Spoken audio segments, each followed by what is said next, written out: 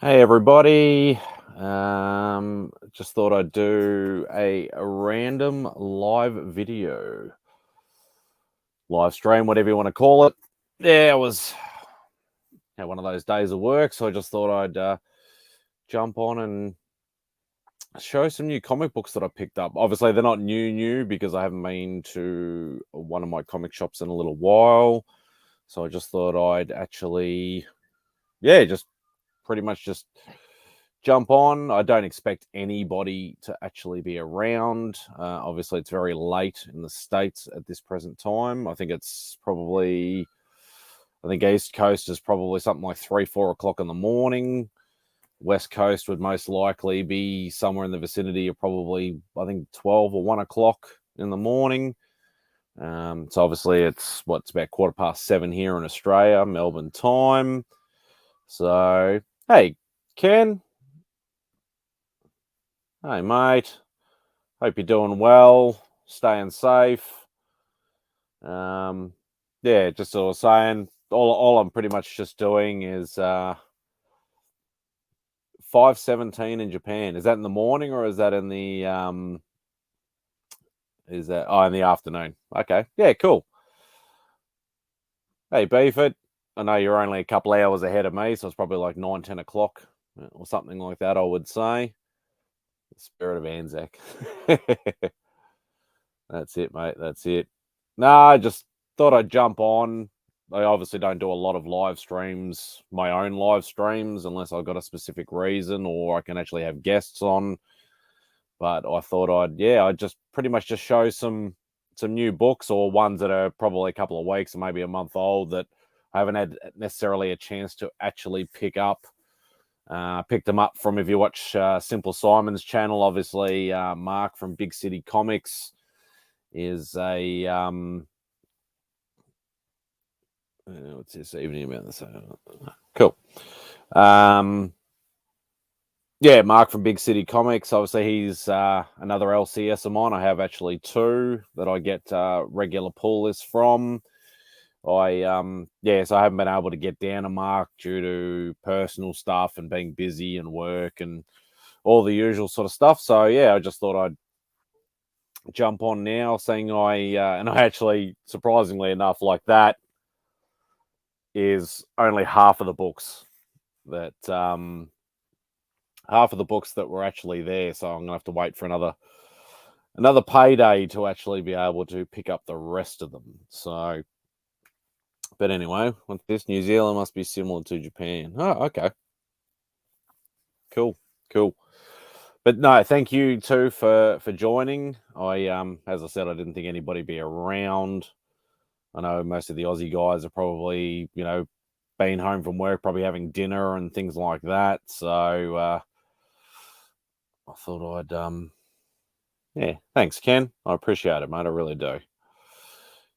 Samurai Ken, the king of the shout outs. So yes. So without further ado, I might as well start showing what I got. So most of the stuff I get from Mark, like my first LCS, which is Alternate Worlds here in Melbourne, it's pretty much just Amazing Spider-Man and Black Cat. I think I've got on my pull list there, but I don't get any variants or anything like that from them.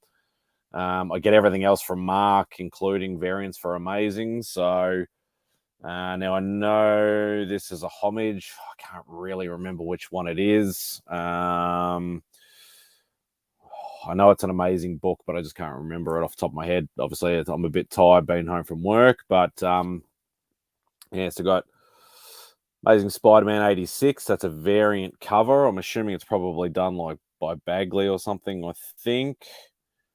I really probably should have researched this stuff, but I'm just being lazy. So, but so I thought I saw that and I thought, yeah, definitely picking that up. Amazing Spider-Man 89. This is also another variant. I've actually got a feeling this might be a Patrick Gleason, I think. But yeah, I thought that was a very, very cool cover. So I thought I'd definitely pick up that. Now, obviously, Patrick Gleason does, the webhead variants and things like that, but he can still do some pretty cool looking variants all the same. What else we got? So these are in no real sort of order or anything like that. Amazing Spider-Man 88. I think this is the general A cover. Obviously, I haven't had a chance to bag and board these yet. Hopefully, I've actually got some some bags and boards, because I know there's a little bit of a shortage, I think, on bags at the moment. We seem to go backwards and forwards. It's either bags one week, boards the next week. I really need to find somewhere where I can, or just put some money together and just buy a whole stack all at once. What else you got? Amazing Spider-Man number 90. So obviously the story at the moment is with the Goblin Queen, Queen Goblin, whichever way you want to say it. But that's just the general A cover there for number 90.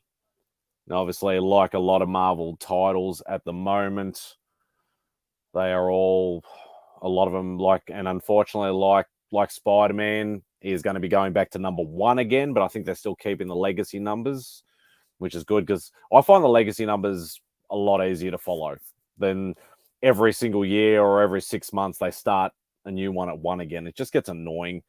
You end up getting up to like volume 100, and it's too hard to follow. So you really need, especially if you're more of a collector than a reader like I am, but it's Marvel's got to do what they got to do to make money. I suppose a lot of people go after number 1s. So Amazing Spider-Man 91. Now, I think most of these probably now are being done by, I think the cover's being done by Arthur Adams, which is another one of my favorite artists. Yes, I do have a lot of favorite artists, but yeah, a bit more of a, not necessarily a really awesome cover, but sort of gets you a bit intrigued to what's going on there. I definitely know this next one is an Arthur Adams cover. As soon as I saw him post the roughs for actually drawing this, I thought, yeah, it's an absolute wicked looking cover. But this is Amazing number 92 with that really cool looking lizard on there. But that's still an A cover. So yeah, very cool looking lizard there. What do you got here? What do you think about the new comics? Because they're more full color compared with the older ones. Yeah, I am more of an older. I do prefer collecting older comics. Like if I'm looking at back issues and stuff like that, I definitely prefer Silver Age and Bronze Age. Like if I go to a convention and I have, a couple $100 with me or $1,000 or whatever it is, I'll always go after older books first. I'll never go after newer books. I've sort of fallen into the trap a little bit of, buying too many new books now, especially with a lot of, everybody's speccing on things now. So as soon as you sort of pull up Key Collector or, any of those sort of speculation sort of YouTube channels and things like that, everybody is all looking to, this is the next big book and things like that. It can get very daunting very quickly. So like, instead of me just collecting Spider-Man titles or, Venom or, like anything Spidey related, I'm buying books that I never normally would. So I'm buying brand new books like, there's a Hulk book coming out with a new key issue next week. So I'll order that. And I need to cut back on my newer books because it's getting, as I said, it's getting very daunting. I've been cover buying a lot of covers and things a lot lately as well, which is, it can get really expensive week to week, and I'll never start getting older books that I really want because of it being, obviously I'm spending too much money on newer books. So, but we'll keep moving. So this is Amazing Spider-Man 92. Now, so I don't know what it is with these, BEY titles. It's obviously something to do with the Beyond stuff, but it's almost like the 0.1s and things like that they've been doing. So you'll have like a 92 and then a 92 BEY. It's a bit silly, but that's the 92. We'll call it 92 Beyond, I suppose you can say. So Yeah, not a bad. I don't know who that character is or who it's supposed to be, obviously, but it's a Mark Bagley cover. I love Mark Bagley. He's one of my more modern favorite sort of artists. Now the next lot is the new series that just started. I'm pretty sure it's just going to be a mini, maybe a 5 or a 6 issue series, and it's actually Savage Spider-Man. So I'm assuming they've sort of got the concept from the old Man Spider, which was done in the Bronze Age in the 70s. Very, he actually sort of started mutating into basically a big ass spider, pretty much. They've put a little bit of a different spin on it. They haven't made him all black, more of a red sort of thing, but Savage Spider-Man. So that's just the normal A cover, number 1. And once again, I went a little bit nuts on these with some of the variant covers. Yeah. So yeah, this will be interesting. Hopefully, I do need to start reading again. I can't just be a collector all the time. I actually need to start delving into the stories, especially the minis. Like, if it's 4 or 5 books or 6 books, it should be easy enough to read. I just got to get the time to do it. So yeah, that's the A cover. Like what a lot of the variant covers end up being, they always end up being homages to, or homages, however you want to pronounce it, to other books. So this one's obviously, if you don't even have to be a Spidey guy to know what that's a homage to. That's the homage to AF 15, Amazing Fantasy 15. So I thought, yeah, that was pretty cool. I think I blind bought that too, because it just said, homage cover to. I don't think it even said to AF 15, because sometimes on your previews, things don't necessarily always come up with your with the pictures until like it's too late. You need to order it before FOC cutoff. So, but yeah, that was still pretty cool. Another one of the variants. Not quite sure who did this cover, but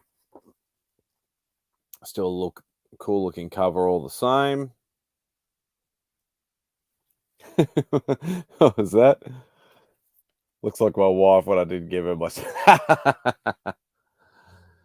Yeah, she might eat you alive, mate. So yeah, so another cool variant. Obviously, I don't go after because a lot of the shops here don't necessarily we don't necessarily get the 1 in 10s, 1 in 25s, 1 in 50s. If they did, they'd be really expensive. So I just get the variants that are actually available via previews. So always got to try and get myself a Scotty Young cover. Really dig Scotty's art, that sort of cute chibi sort of look that he does. So I thought it's really, really cool cover to get. As I said, it's not an incentive or anything like that, so easy enough. Just if you order it, obviously before FOC, you can get it nice and easy.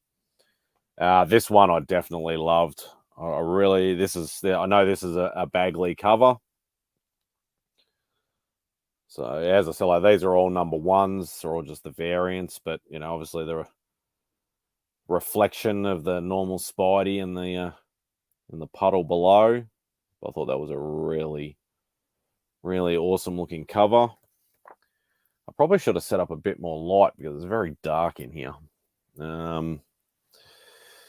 Let me see. Just give me a second here.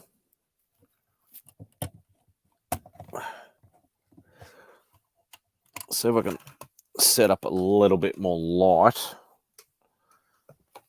Just bear with me for 2 seconds.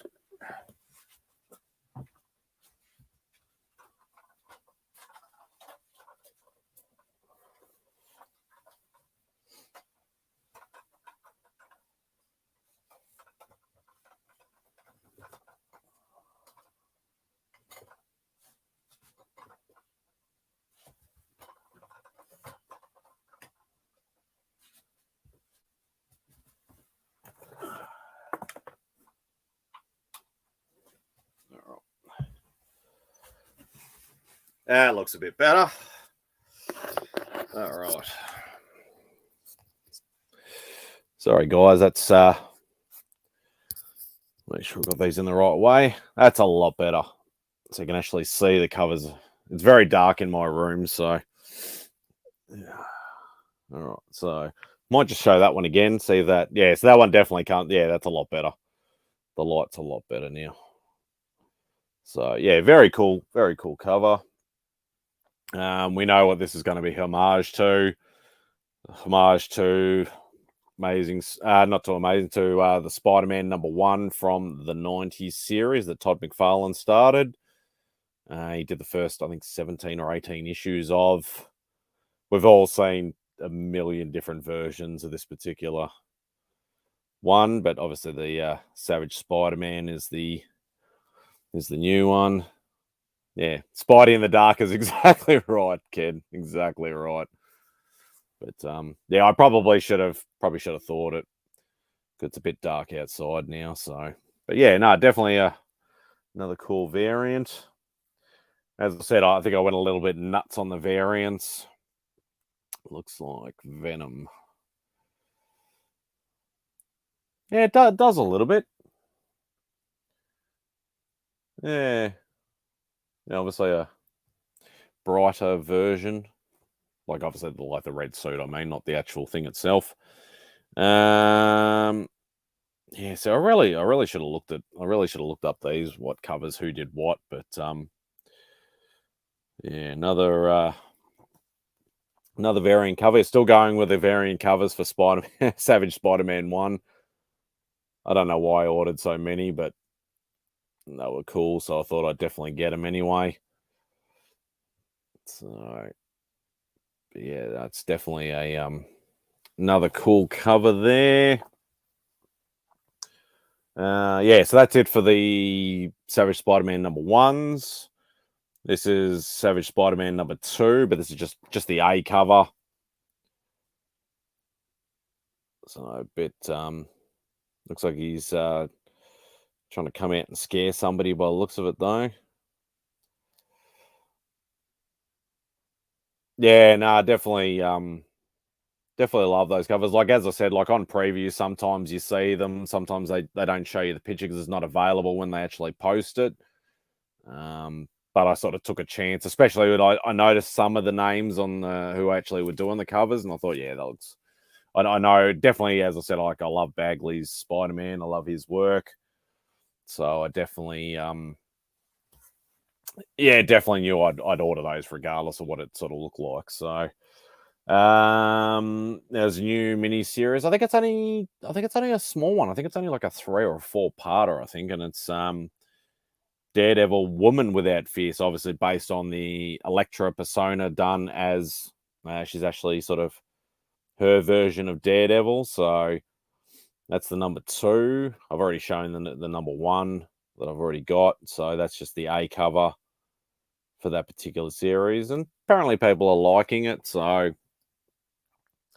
I knew I definitely had to get this. This is still just the A cover, but you've got Daredevil Woman Without Fear, and it's #3, but it's got a Spidey villain on it.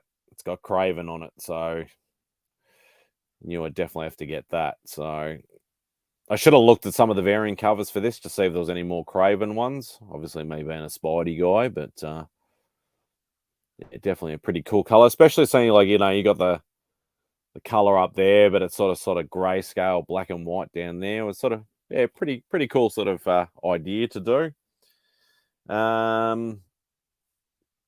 Now I know that this has been out for probably about a month or whatever like that, but obviously, as I said, I'm only just picking some of them up. So that's the SheHulk #1. Now everybody's shown these books by now. Obviously, I'm a bit late to the game, but I don't really care. As I said, it's just a random show and tell, I suppose you could say. But yeah, definitely a cool cover. I think that is the cover A. As far as I know, it doesn't say variant or anything on it. So I think that was done by Jen Bartel. I think it's the cover A was done by. So as I said, if there's a Scotty Young to be picked up, I'll pick it up, and I really love this one. The SheHulk #1 variant from Scotty. So I definitely had to pick up that.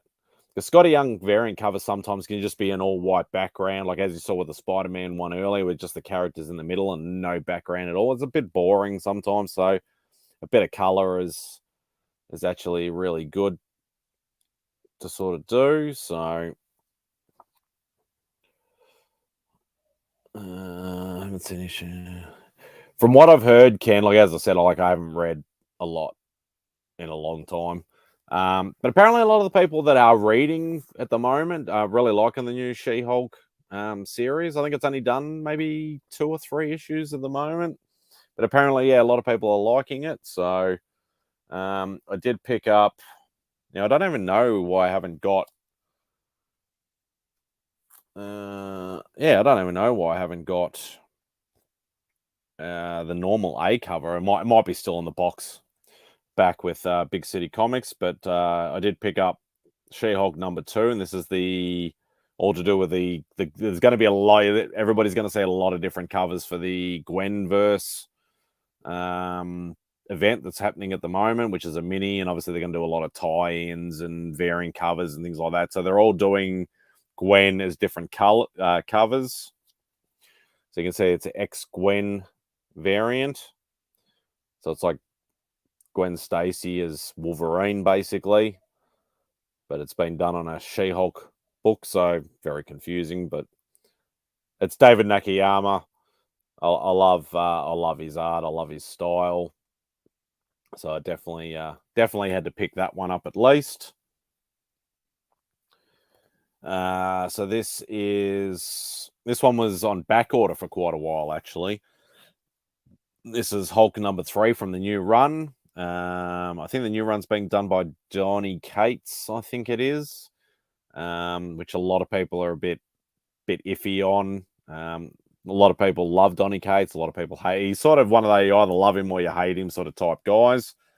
But I love Jim Chung's art. I do actually have an original piece from Jim Chung, but that's his black and white sketch variant for Hulk #3 from the recent series. So I definitely had to get that because, yeah, Jim's an awesome guy, really friendly guy. Got to hang out with him when he was here in Australia for a little while, which was cool, even though he was sick as a dog, but he still did his best to try and get sketches out and hang and chat and all that sort of stuff. So it was definitely very cool hanging out with him. Yeah, definitely a banger, mate. Definitely a banger. You can't go wrong with David Nakayama or Jim Chung for that matter. Now I know a lot of people are they're on the fence with this new mini series. I just saw Wolverine. I remember from the early volume of Wolverine, he had the Persona patch. So they're actually doing, and I thought this was just an awesome cover, especially just for an A cover. Such an awesome cover. I like the persona of Patch, where I think it was based in that Mandrapore, I think it is, which is sort of the lawless sort of island. I think that's where it was sort of. I don't know whether they're basing this particular story in that sort of location, I suppose, or era. But yeah, I've had a lot of mixed reactions about the story itself. A lot of people are absolutely hating it, think it's a pile of rubbish. Some people say they like it, but yeah, so it's Wolverine. If it's Wolverine, he's one of my favorite non-Spidey characters, so I had to pick it up regardless. And once again, if there's a Scotty cover, I will pick it up. So once again, as I said, look, very plain background, like nothing happening in the background whatsoever, but obviously he's added a lot of word bubbles to sort of give it some sort of atmosphere, I suppose you could say. But yeah, very, very cool sort of thing there. So yeah, always love a Scotty cover. So I've been noticing watches are sort of between 3 and 4. So I know obviously Beeford and Ken are there, but yeah, if there's somebody else there, yeah, just by all means say hello. Unless I missed you in the chat. I don't think I did. No, it's only just the two of you. I was going to say I'd drop the link if anybody wants to jump in, but I know Ken's not much of a live stream guy, and Beeford doesn't have a channel, obviously. But yeah, we'll see if anybody pops in that I recognise as well, or somebody who's a YouTuber that does live streams. I can always drop the link in if needs be. But otherwise, we'll just we will keep going. So as I mentioned before, with numbers restarting and stuff, another series I collect is SheHulk. Obviously being a Spidey based character. At least they put the legacy numbers on there though. So you got number 1 of the new volume, but at least it's got a legacy number on there. So it does make it a little bit easier to follow in that sort of way. But yeah, the last 2 or 3 volumes, just the covers have been absolutely phenomenal. Been loving these SheHulk covers. Just, I don't know. I'm assuming it's digital. It looks like digital, like the actual art itself. But yeah, still loving the covers all the same.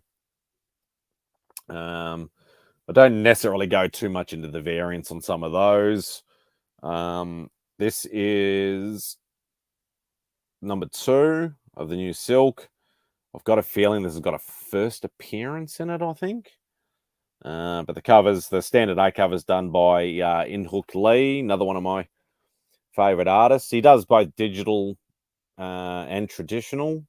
Most of his covers are more digital, but yeah, he's still a brilliant artist either way. So, but yeah, I've got a feeling that's got a first appearance in it.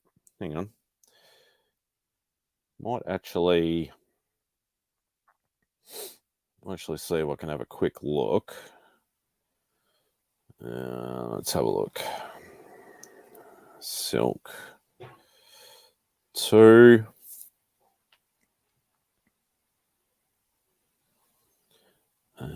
So this is volume 4, I think. Yeah, so first appearance of the Manyo, a witch who steals life force. So yeah, you never know. Like, and that's the thing. Like, a lot of people just go, "Oh, it's just some random character," but you don't know. It might come into a series, a movie. It could pop into anything. You know, any of these new characters. So, and as I've said before, like I missed out on Ultimate Fallout 4 when it first came out. It's becoming a very expensive book. I don't like spending a massive amount of money on a key modern book. I think it's a bit silly. But I still want the book regardless. But yeah, maybe one day I'll be able to pick up maybe a second print or something. I don't want a facsimile. I'm an original guy, but I don't mind, you know, second prints and things like that. So I did pick up a variant for that one too. Only because I think it was a very, very cute sort of cover. So let's I haven't read the SheHulks, but I've gotten a few of them. Great covers. Yeah, and as I said, Beeford, it's like for the last decade, I've turned into a collector, not a reader, unfortunately.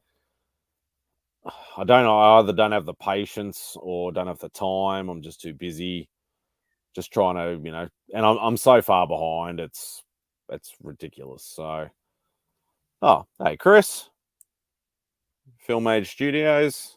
G'day, mate. Hope you're doing well. Hope you're getting your sub count up on your thing and people watching your IG videos and things like that. So keep up the great work, mate. But yeah, so that's that one there. And you should be in bed, mate. It's like, what time is it there? It's, I don't know. What are you West Coast? I think you're West Coast, aren't you? So it'll be like probably 1 or 2 o'clock in the morning, I suppose.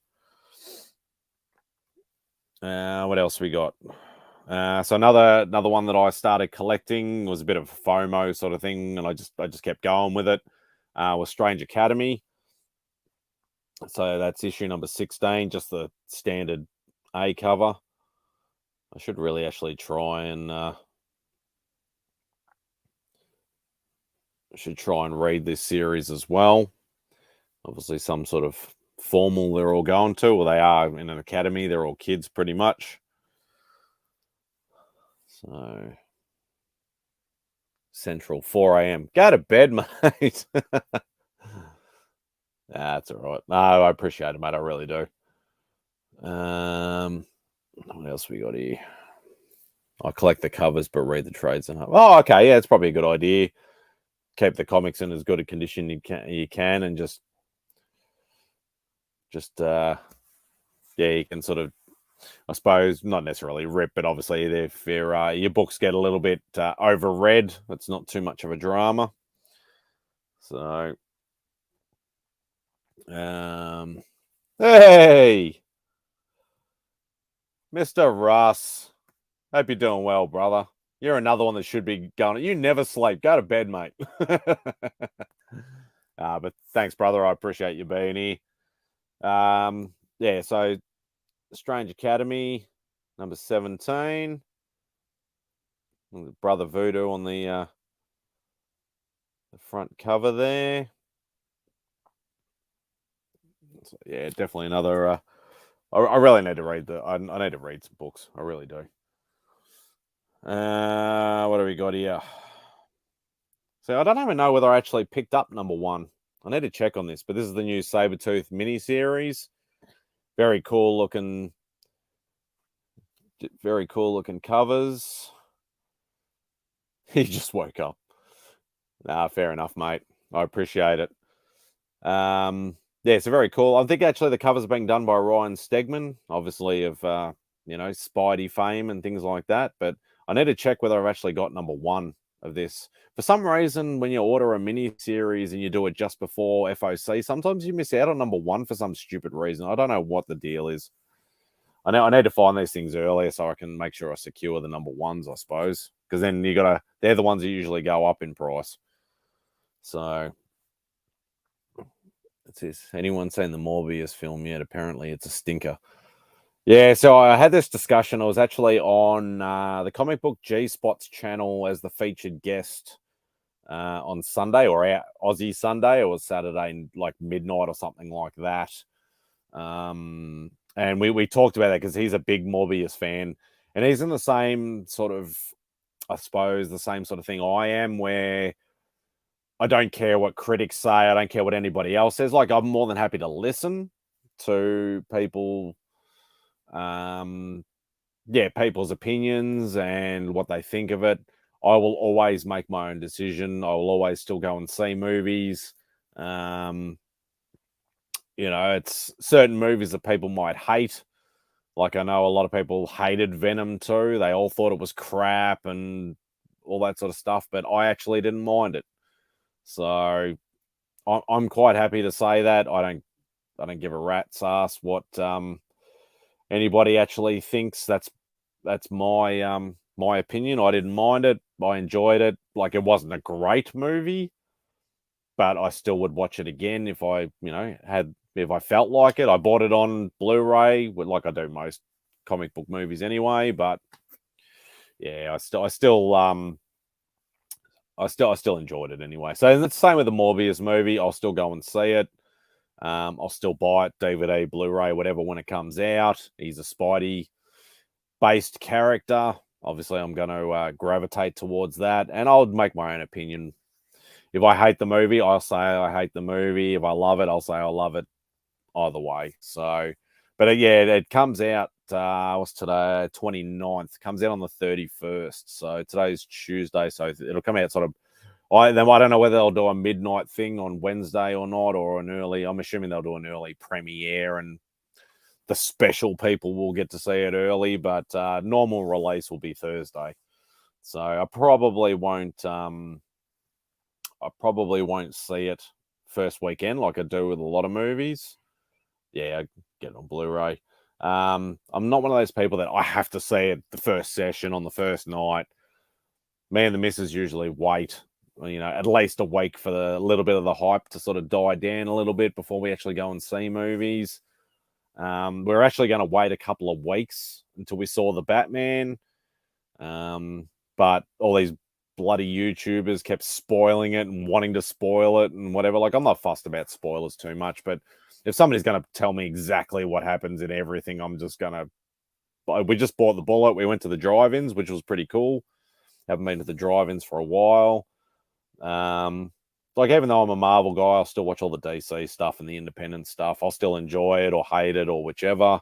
I didn't mind it. You know, like, there was a lot of good things. Like, I thought I don't hate Robert Pattinson, but I think he played a pretty good Batman. Not a very good Bruce Wayne. But the chemistry between him and Zoe Kravitz was awesome. Music was awesome. The scenery and the darkness and the grittiness, and that it was actually a detective story was really good. I just thought it was too much of a slow burn. Like, everything was just, it took too long to get to. The action scenes were sort of few and far between. Like, it was hard for me to keep my attention, put it that way. But I lasted it out. I'll buy it when it comes out on Blu-ray, and then I'll rewatch it. And, you know, I might do it in stages, or I might just, you know, watch it all at once, because 3 hours is long for a movie, unless it can keep you entertained for that whole 3 hours. Like, something like Lord of the Rings, I can watch easily, because even though there are some slow parts at the start, I've seen it before. I know what happens, obviously, but it keeps me entertained for the whole thing. So, okay, mate. How you going? Hope you're doing well. Hope you're looking after my comics there. I won't say why, but he'll know what I mean. But yeah, so anyway, I'm getting off track again. Next book up is Spider-Woman number 19. So just standard A cover, like the silks, very, very nice. Looking art, pretty sure it's probably done digitally. It's just got that sort of digital sort of feel to it and look to it. So, but yeah, still pretty cool. I'm still loving the covers all the same. So the next ones are more of the tie-ins for Devil's Reign. I wasn't going to do tie-ins, but I thought a few of them covers looked really cool. So that's Devil's Reign. This is the X-Men number 3 tie-in with Emma Frost on the front. I thought that was a pretty cool cover with what looks like Professor X reflecting in her head there. Thought that was really cool sort of cover. So I thought, yeah, I'll just grab that one. They did the Villains for Hire also tie-ins. So we got number 2. It looks like a US agent on the front. I think it might be another In-Hook Lee cover, I think. No, he's usually got a predominant signature, so I'm not quite sure what who actually did the cover on that. But yeah, I thought I'd get a few of the tie-ins all the same, because they're pretty cool looking covers. Same with this, number 3, still Villains for Hire. Just another standard A cover though, but still very cool. And they've done these Superior 4 tie-ins. Some of them are like really sort of funky looking covers. Some of them look pretty cool, but yeah, you basically got what looks like Doc Ock with about 1 million different arms from different things. He almost looks like he's got like a Hulk arm, and like obviously he's got his usual tentacle. But yeah, some real weird sort of stuff. Hey, mate. What's going on, Tootsie Boy? Tyler, thanks for jumping in, mate. I really appreciate it. Just doing a random live stream, mate. Nothing super important or exciting. Just showing off some new books that I finally picked up from Mark at Big City Comics. So yeah, so there's that one there. This was a little bit of a later comer. This was a variant for number 2. Real sort of caricature sort of type art. I thought, yeah, that was, I don't know why, it just gravitated towards me. I thought it was really cool looking, sort of like cartoony. almost like a Wacky Races sort of style. So I thought I'd definitely pick that up.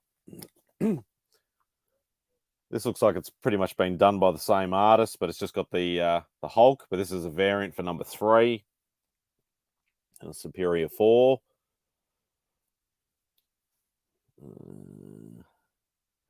Wish Dog had an alien, so he had more. Yeah, not necessarily, mate, because he's all arms. He's no extra legs or anything like that. Reminds me of Ed Roth. Or you're talking about the almost a bit like the Abomination out of the Edward Norton movie. I might be totally wrong. I don't. But yeah, very, very veiny. Very veiny, very goofy sort of looking, but still pretty cool. So I thought I'd just pick it up. Obviously, I don't know if anybody knows they're doing a new Ben Reilly series, probably more for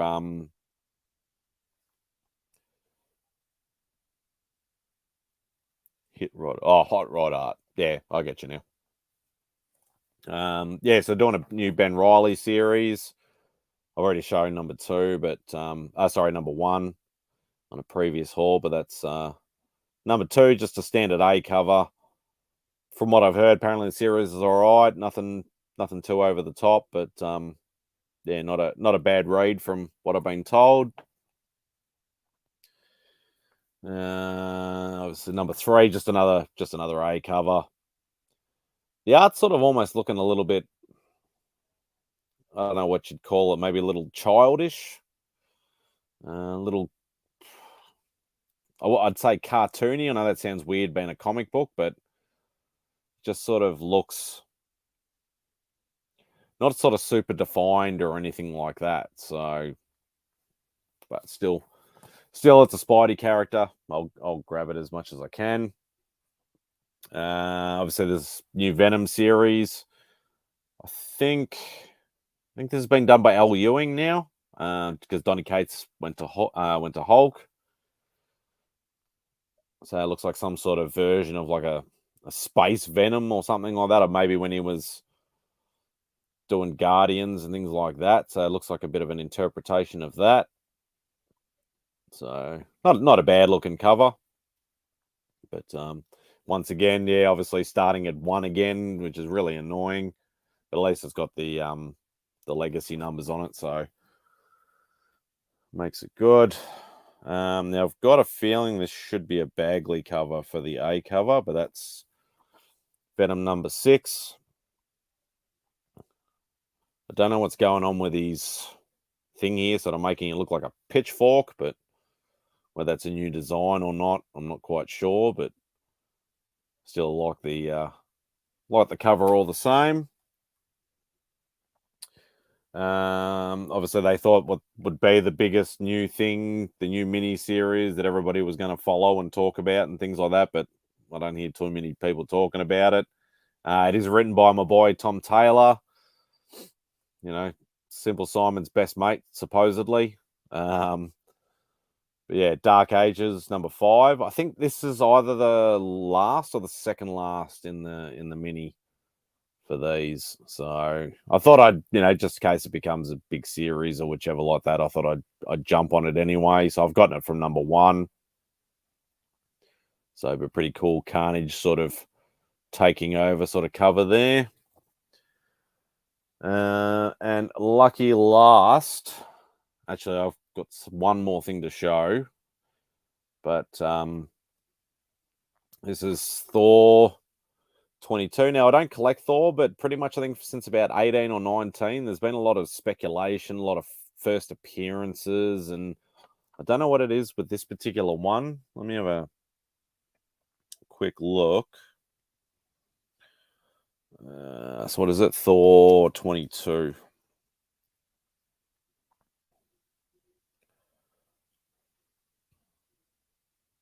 I think this is volume 6. If I can find it. Thor 22. Thor obtains new powers. So that's all it was. So, because I know it's like some of the previous ones, there was something to do with God of Hammers, like first appearance of God of Hammers and stuff like that. But so it's probably just following that particular arc. So I must have just automatically just went, oh yeah, I might as well finish off the arc and pick up that. But that's it for the new comics for the moment until I pick up the rest of them that are still at Marks. I did get one more thing. Just give me a sec.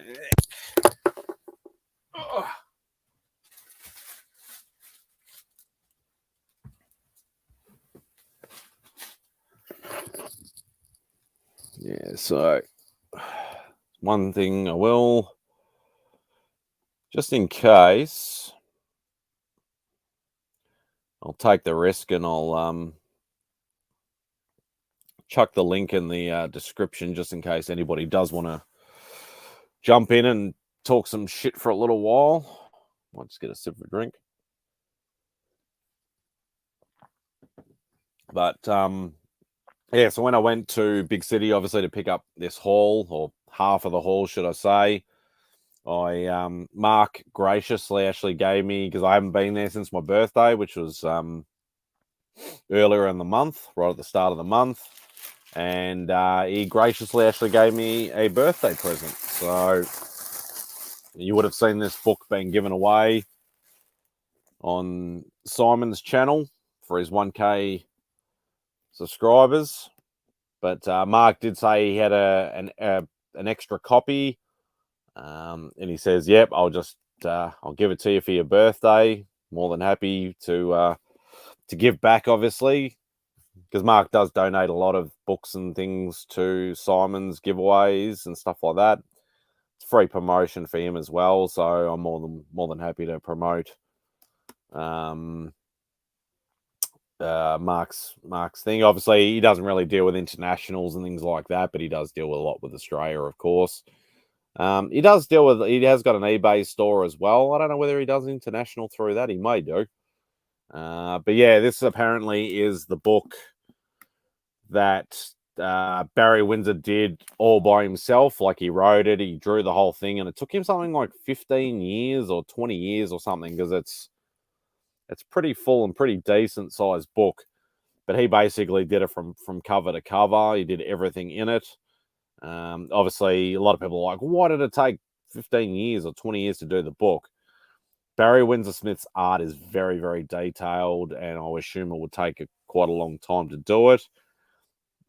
Oh, excuse me. The other thing is, obviously, doing a story all written and all drawn by the one guy, and also trying to trying to do regular comic work is going to be very hard. And we do actually have somebody who has popped in. Here he is. What's up, MadSpidey? What's going on, brother? I'm pulling a gray man today, man. I'm still in bed. just don't pull back. Just don't pull back those covers. No, it's all good. No surprise here. Well, we don't need another surprise nudity attack like we did on Remy Hughes. Yeah, man, it's like 5 a.m. here. I just woke up like 30 minutes ago and I ain't even moved yet, man. I just grabbed my phone and started like scrolling YouTube. I'm assuming you at least heard about the incident. Yeah. Simon actually did a reaction video about it with Sarah. I watched it today, and Sarah's just like, like that.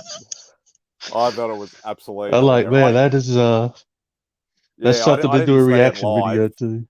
I didn't say it live, but he was talking about it on it was either Legion's Hangout or White Shadows Banter on the weekend, and I'm like, I'm just gonna, because apparently if you do a live, you can't edit it or something until like 24 or 48 hours later if something happens. Yeah, it's crazy. The video has to have a long processing time or something.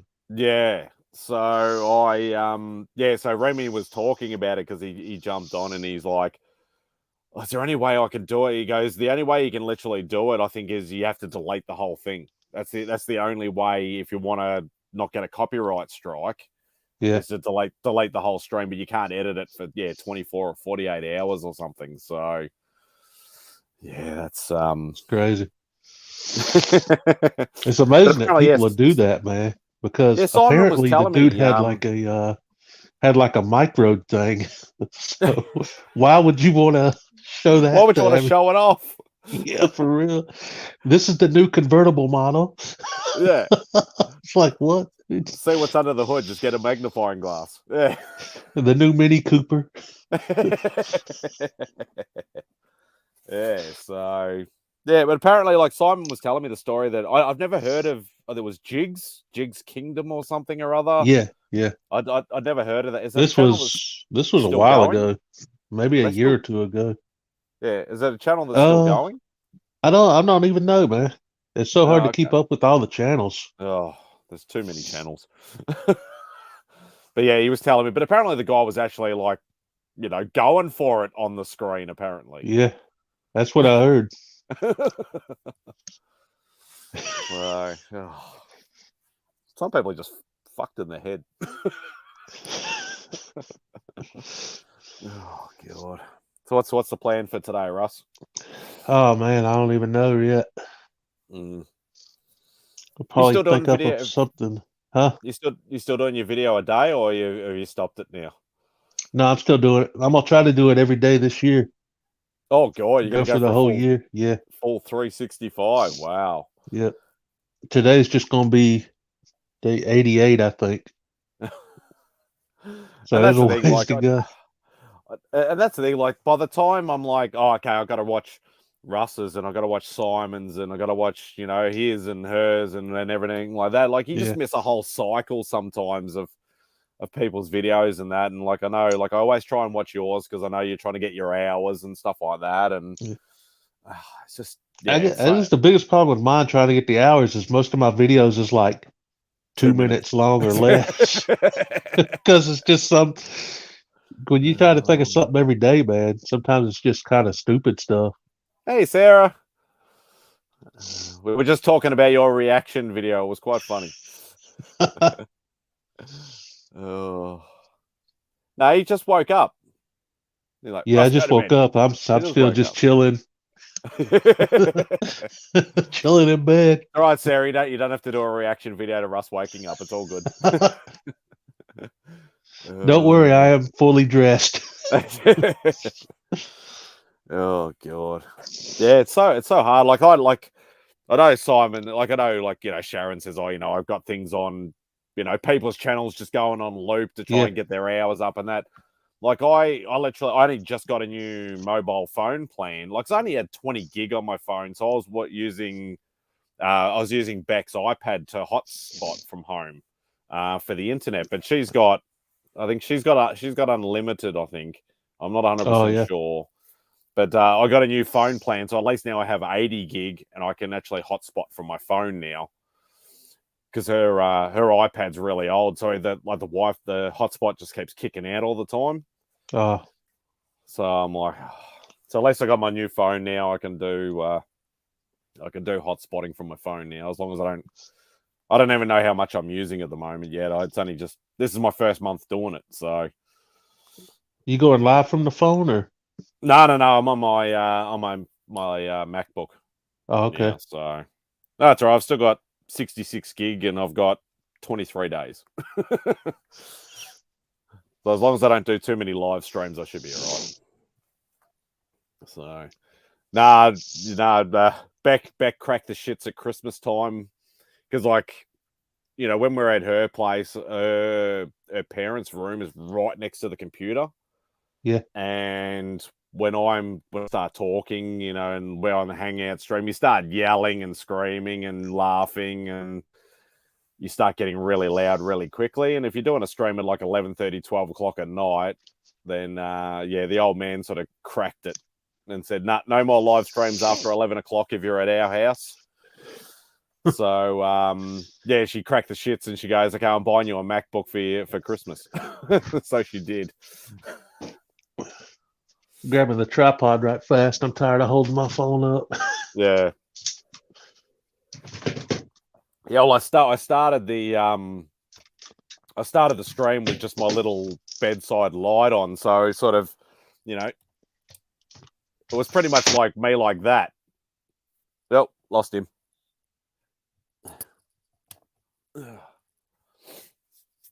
We lost Russ for a second there. He's probably just reconnecting his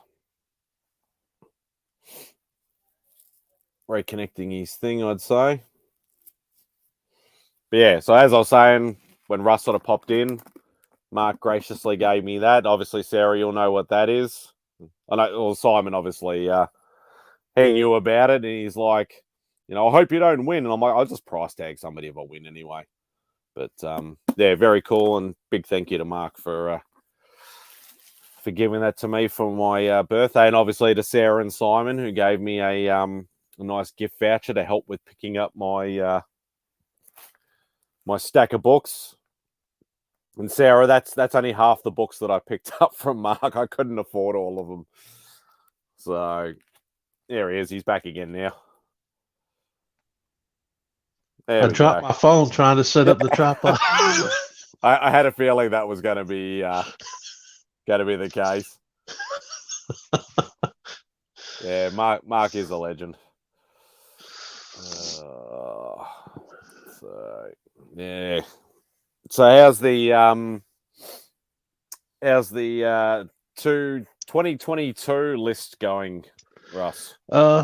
It's going okay. I've gotten a few of the smaller books off of it so far. Probably 5 of the or cheaper books, but the more expensive books I haven't ventured into yet. Thanks, Beeford. Take it easy, mate. So is your hidden agenda of putting the whole list in that video worked yet?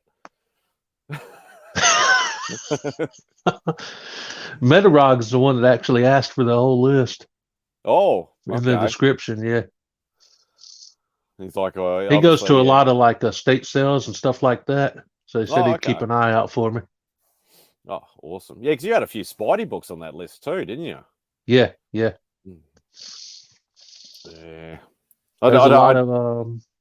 There's 7 books left in the Maximum Carnage storyline I still need to get. I've got 7 of the 14 so far. Yeah, because I know a couple of them are even that SpiderMan Unlimited #1. This slowly getting up in price a little bit, and I'm like, it's not a major title. I think that might be first appearance of Shriek. I think it was either Shriek or Scream, one of those. Yeah, because of the Venom 2 movie. Yeah, and you think saying everybody bagged the crapper out of it that it would have dropped in price. I picked it up maybe a year and a half ago. I got it for $5. Oh, nice. Before it started to spike, so I got lucky on that one. Yeah, because I saw people trying to sell it for $50, $100, and things like that. And I'm like even I picked it up.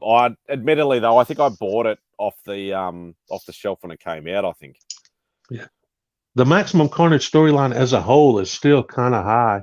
If you try to get the whole thing, because it's crazy how many first appearances of different symbiotes was in that storyline as a whole. Yeah, well, so that's harder to put together now. Well, that's what is it? It's a really random book. It was just a one shot. It was, I think it's Planet of the Symbiotes. Was a Spidey one shot. That had a whole stack of symbiote first appearances. Yeah. But most of them never came back again anyway. So I don't know why. And that book spiked a little bit, not massively. It went from a dollar bin book to a $10 book or a $15 book, but it never really did much. But yeah, most of those, that's the Maximum Clonage and Maximum Carnage storylines sort of spiked a little bit when the movie came out, but yeah, dropping a bit again. But it's crazy. Some of the individual issues are still really high. I was on eBay looking for individual issues to try to get the set together. And some of the individual issues were still $25, $30, $40.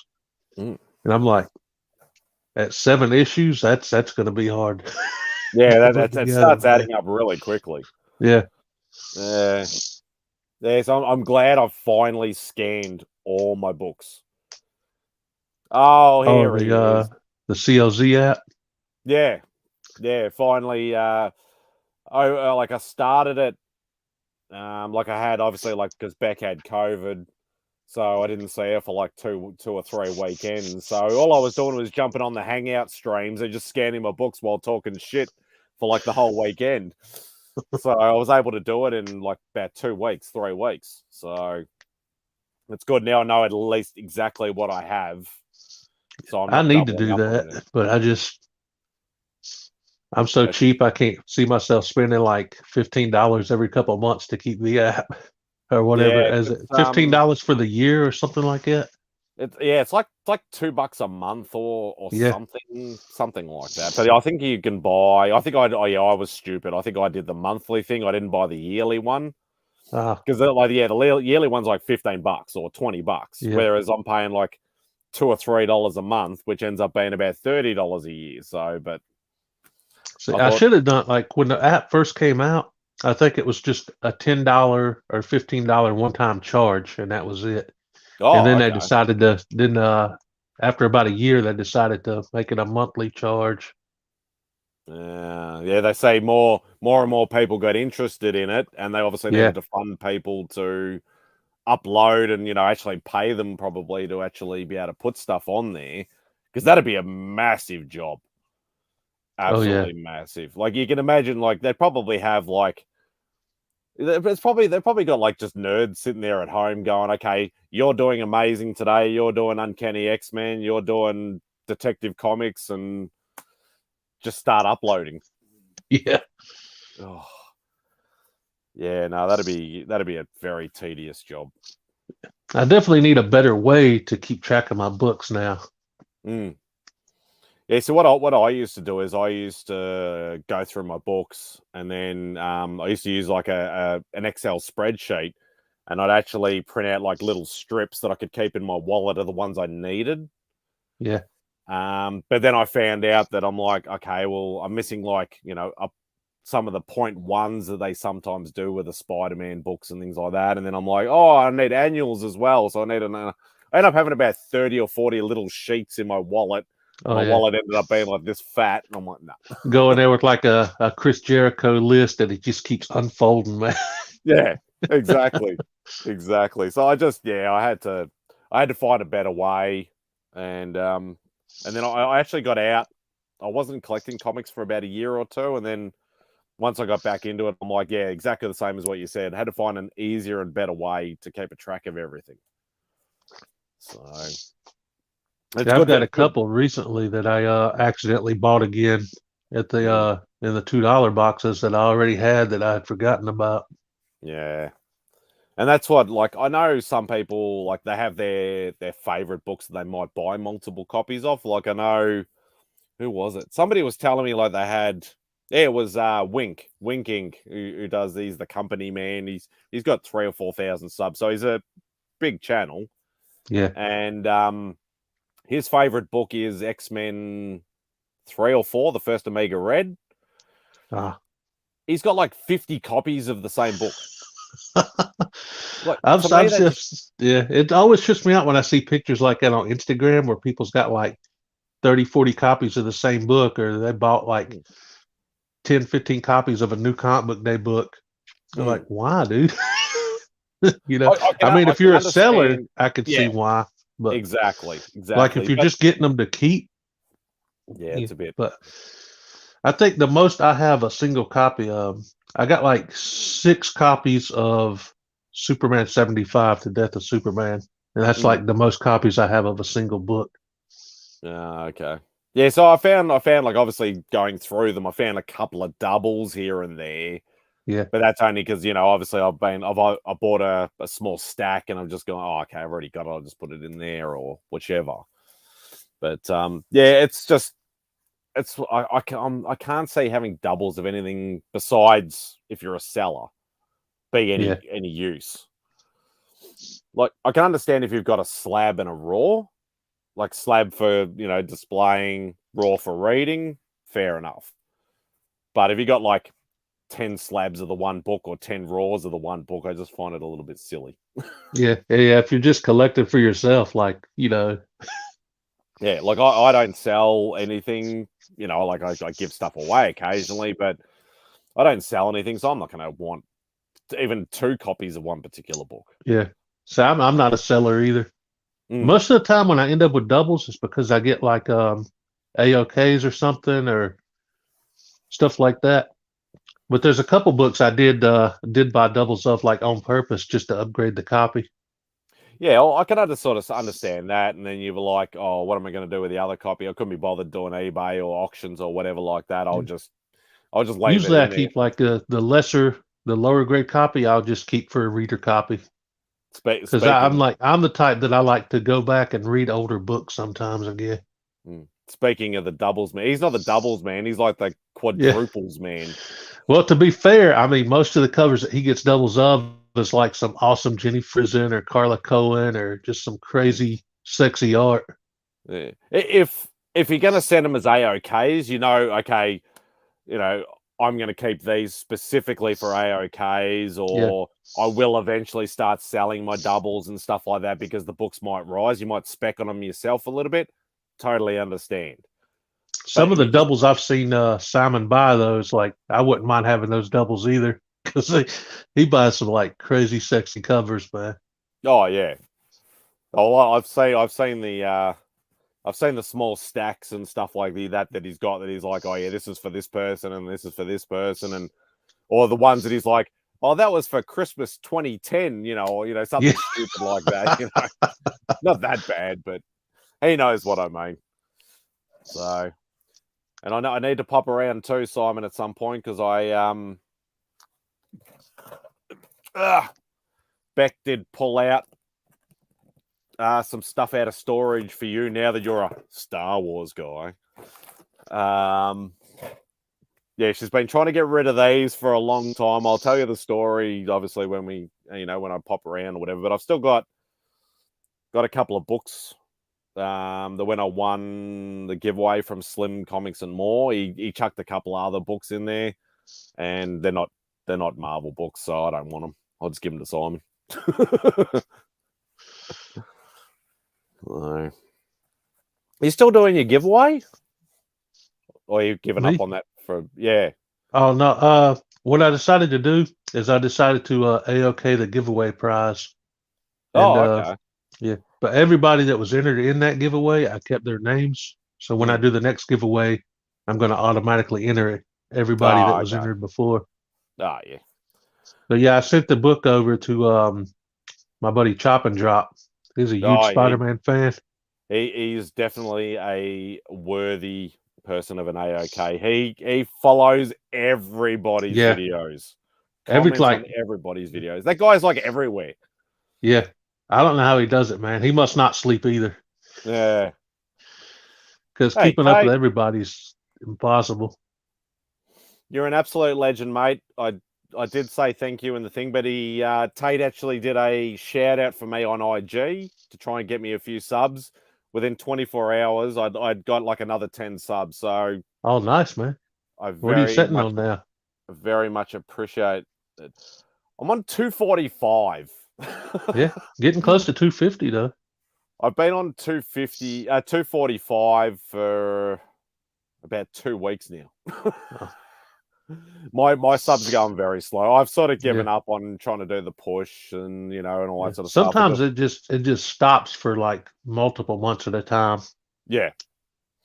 Yeah, and that's the thing. Like, there's obviously depending on the different circles, they just sort of because everybody sort of hangs in different circles on YouTube as well. Like, no matter what anybody says, there's different cliques and there's different groups and things like that. Yeah. Some of the bigger guys are like all together, the guys that are over 5,000 subs, 10,000 subs. Yeah, thank you very much, mate. I do appreciate it very much. Yeah, like, and that's the thing, like, everybody already knows everybody, so there's no new subs unless somebody new comes in. Like, some of the guys have obviously got like memberships to their channels and stuff like that. quite often if a new member comes in, then you'll get a new sub that way and things like that. But other than that, like it's one every couple of weeks or one every couple of months. Like Simon shouted me out. Simon's over 1,000. You've shouted me out numerous times.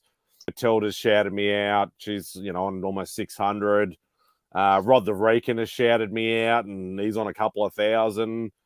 Gary B has done it a couple of times. He's on over 1,000. So all these big channels are shouting me out, but it's not really doing a lot. I feel like if you could get some of the like next level channels, like Bueller, Comics with Bueller, Perry's Comics, some of those guys, if they were like do shout outs like some of the smaller channels do, where they make it a part of the giveaway, then you would start to see more people blow up. Yeah. So that's what I've always tried to do, because I notice when you do like regular shout outs, only a few people will subscribe. But when you make that person a part of their giveaway, it usually gets a little bit of a bigger sub bump. Yeah, like because I was really happy when you did that original 1 to 1,000. You said, okay, well, I want to hit 1,000. Yeah, Simple Simon to hit, I think it was 800 or 900 or something, and then for me to hit, I think it was 250 or 300 or whatever, and that was massive, because I did get some subs out of that, but then everything just sort of just went quiet. Flatline again, yeah. See, that's what happened to me when I was at 64 subs for the first year and a half that I was doing YouTube. And one of the first people I met was Captain Charisma, and he did a shout out for me as part of his giveaway. And that pushed me well over my first 100. So ever since then, every 100 subs when I do a giveaway, I make sure to make other channels a part of that giveaway. Yeah. Because of he hasn't done a video in over a year now. He decided to go full time into work and give up YouTube. But he was a Funko guy like I was when I first started. Oh, okay. But yeah, he's the one that gave me the inspiration to make other channels a part of my giveaways too. Because he did that for me, and that just kind of kept it going. Yeah. No, it's definitely a good way to go. And like, obviously, Gary B started the Grow Together initiative and things like that. And and he was sort of doing that. He was like, okay, I want this person, and he wasn't going big totals. He'd be like say if he shouted me out now, he'd be like, oh, let's get him to 250 or 260. He'd only want like an extra 10 or 20 subs, to try and get people just slowly raising up every now and again, sort of thing. And it was a perfect idea, and it worked for the most of it. Yeah, but some people will do that for you, and it's awesome. Like my biggest one was when because I used to hang out on Gorilla Todd's channel a lot before I actually started the channel. Once I started the channel, I actually I was at about 20 or 30 subs, and he literally did. He goes, I'm going to do a shout out, push for me. So we just jumped on. He even gave some books away as like part of the sub count and things like that. I got something like, I went from like 30 up to like 80 in like half an hour. Yeah. So like massive jump. Obviously you lost a lot, and then they come back and then you lose a cop. But I pretty much averaged it out. I think I got about 30 or 40 subs just for doing an hour live stream for him pushing me. That's awesome, man. Because I know my channel, it never would have went anywhere if it wasn't for stuff like that. Because I had another channel do pretty much the same 2 different times that got me to 300 and 400. Yeah. Unfortunately, he doesn't make any videos anymore either. He was a Funko channel called Homespun Geek. Oh, okay. And every single week he did shout out Saturdays, and he would do videos, giveaways, and shout out 2 channels in each giveaway. And he got me to 300 and 400 by doing that. Yeah, I'm actually gonna take Simon's advice. I'm not gonna do any road to or push to. Yeah, that's what I decided to stop doing too, because I would always do the road to, and it would take months and months, and people would just kind of forget about the giveaway, and it would go stagnant. Yeah, like obviously you got people like Metarog who do the the weekly shorts or the fortnightly shorts of everybody's competitions and stuff. But yeah, like everybody's like, oh, that's right, I got to enter that, and then they just forget again. So it's and I keep saying it. I miss the boom. If I had done the If I had done it earlier in COVID, I'd probably be up to 400 or 500 by now. Yeah. Because A lot of channels blew up during that time. Oh, yeah, well, you got Legion, you got Whack Comics. Obviously Simon was pre-COVID, but yeah, there was quite a few channels that like pretty much went from nothing to like 1,000 or even 2,000 just in the 2-year period of COVID. Whereas I appeared on channels, like appeared on Simon's a few times. Obviously, I did Original Art Hour on Carvey's channel. What else did I do? I appeared on Gorilla Todd's channel a few times and things like that. And yeah, but I did it too late. I did it in April of the second year. If I had done it the previous year, I might have had half a chance of getting a bit. So you're old school now. You're not as old as me, mate. So old on YouTube, yes. The giveaways help. Yeah, they do. But the road twos, they just take so long.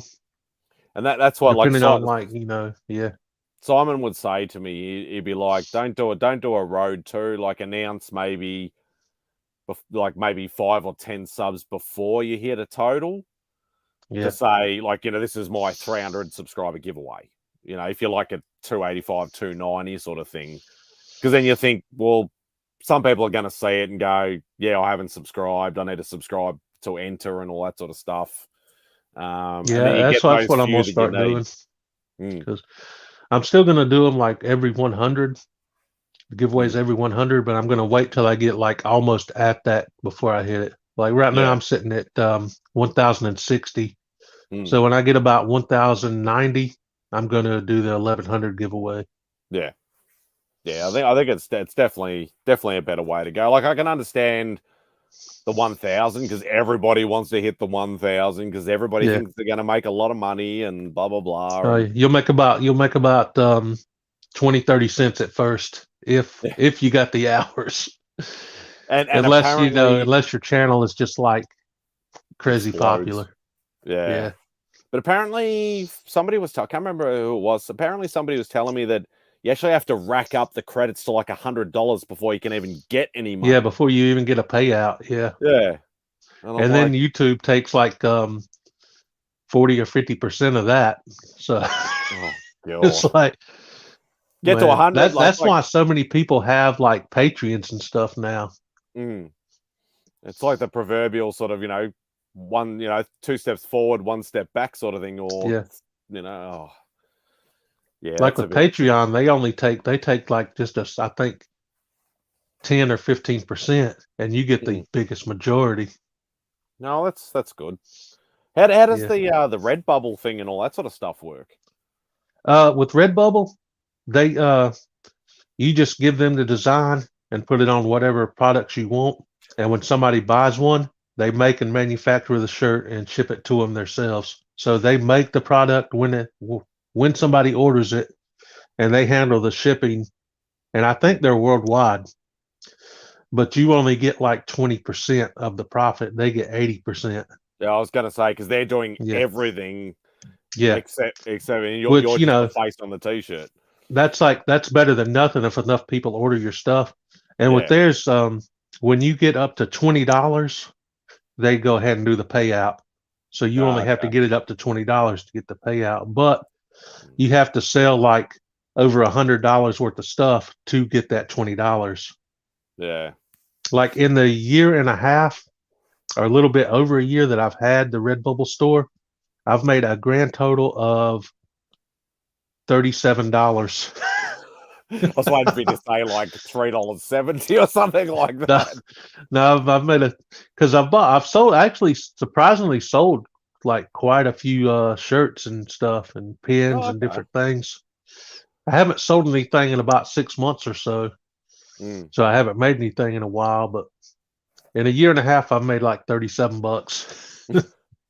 Oh, it's better than nothing. Put it that way. I know you think, oh, automatically I'm gonna, I'm gonna make hundreds of dollars at least and all that sort of stuff. But it's cool to have your own merch anyway. So when like people do, like, it makes you feel good when somebody orders something, man. Even if it's just like a pin or a sticker. Do they? Yeah. Do they do stickers and like the magnets? And Yeah, all that sort yeah, of they stuff? got stickers, magnets, prints, pins. You can put your designs on hats, socks, shower curtains, anything you want, man. Oh God. Yeah. Last thing I want is like Simon's head on my ass or something like that in a pair of boxers. I don't think they make boxers, but they got like they got socks. Oh, okay. Oh God. Yeah, and I was thinking about that because I was talking to some of the guys. 'Cause I'm like, oh, should I start doing stickers and all that sort of stuff, or am I too small a channel to do bloody stickers and crap? And it's not as if I'm going to start, like I'd like to start sending some stuff, like to you guys over there, but I never know what to send. Yeah. Like obviously, yeah, if people put lists in their channels, I can always look at the list and see what I can find. But anything I find over here, like you guys can find in absolute abundance over there. The only thing I can think of is, and I don't want to be sending everybody Vegemite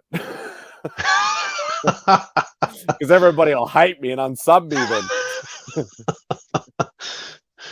Just send a jar of Vegemite with your sticker on the label. Yeah, go. This is SpiderMite. Yeah. Yeah, I don't know. I don't know whether I was thinking about maybe just doing a small batch of stickers or doing something. That'd be but cool, man. Yeah. Yeah. Some I people gotta just think do about that and they just send this, they just send the stickers in a little envelope. You don't have to send nothing like send it. Yeah, out you don't have like to send a huge big stuff. You can parcel just or put them anything. in like an envelope or something. Yeah, I got to think of something. Like I got last year I decided to make some business cards, but I've only sent them to like maybe 2 people.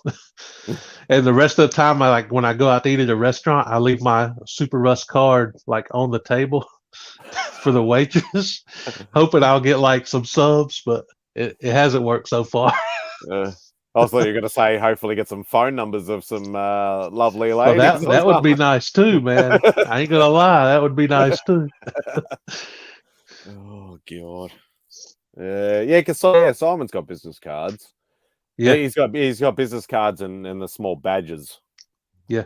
And I'm like, "Where's my badge?" And he's like, "I've given you badges." I'm like, "No, you haven't." Give me a I've actually fucking got badge. one of those right here in my drawer. Yeah, one of the little tiny circular badges. Yeah. I think every time I ask him, he either doesn't have any or he's only got like one left or something. He sent me an AOK about a year ago. Yeah, that's it.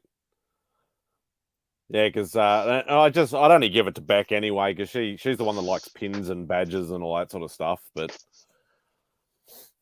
yeah, but I tell you what, it's not easy with the stickers though because I was having a look at it and it's like, there's die cut ones and then there's ones on rolls and some are more expensive than others. And we tried doing it on this. There's a site here in Australia called Vista Print. And you can pretty much, get your logo and then you can try and work out the template and all that sort of stuff. And I could never get my template to work on these.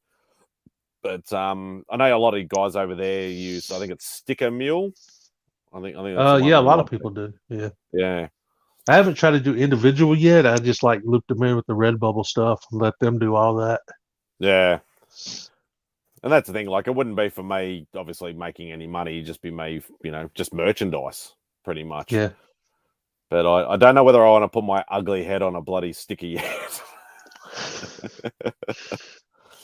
Yeah, It's crazy. You can pretty much put like whatever you want on the designs. I've got like close to 20 different designs on my Redbubble store now. Oh, okay.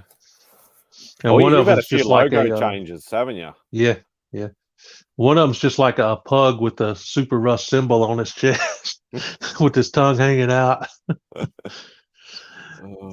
Didn't you say somebody drew that for you or something? Or somebody did that on like a lame or frame or something like that?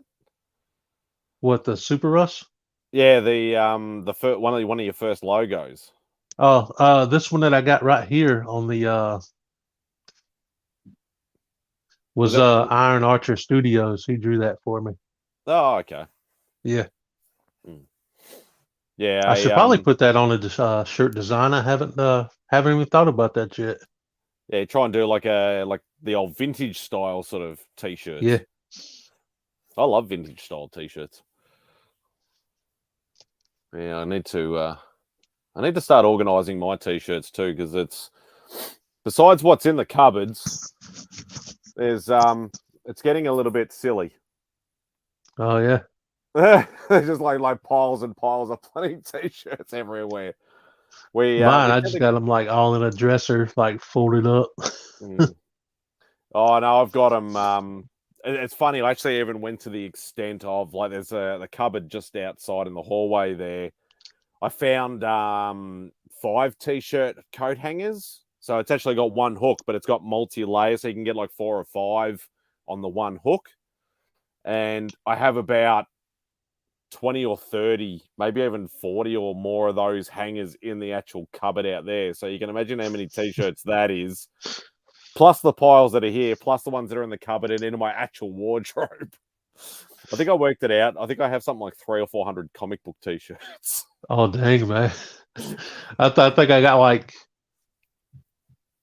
10 t-shirts. Yeah. So the problem with mine is that we might go out to like a Kmart or a Target or something like that, and sometimes they're like $10 or $15 or something like that. So you're just like, I need a new t-shirt. You just buy a new one. Some of them don't fit. Some of them are too big. Some are too small.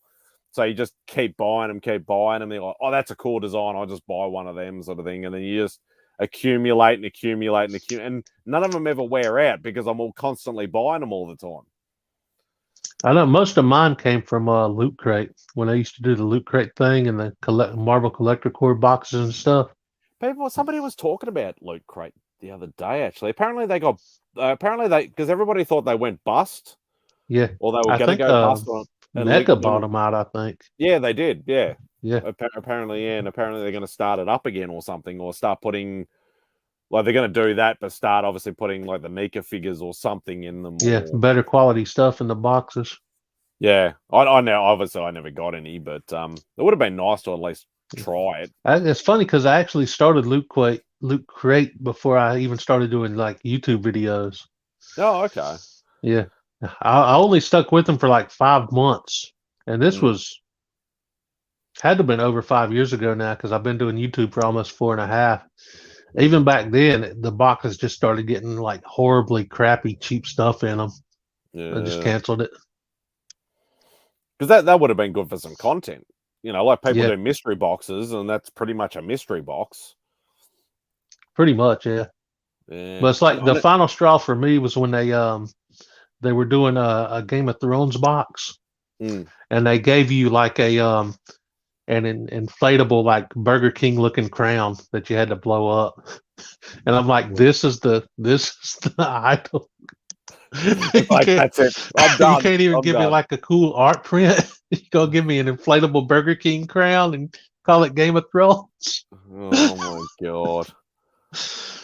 Yeah, that's ridiculous. And so that's the thing. Like I'd love to be able to get into more mystery boxes and things like that, but I actually mentioned this the other night or whatever, because I was the featured guest on G-Man's Nerdive Collective show. Oh yeah, and he always asks the same 2 questions at the end. He always says the first question. I think the second question was what does thinking outside the box mean to you? But the first question is, he goes, what inspirational thoughts or ideas do you have for the community?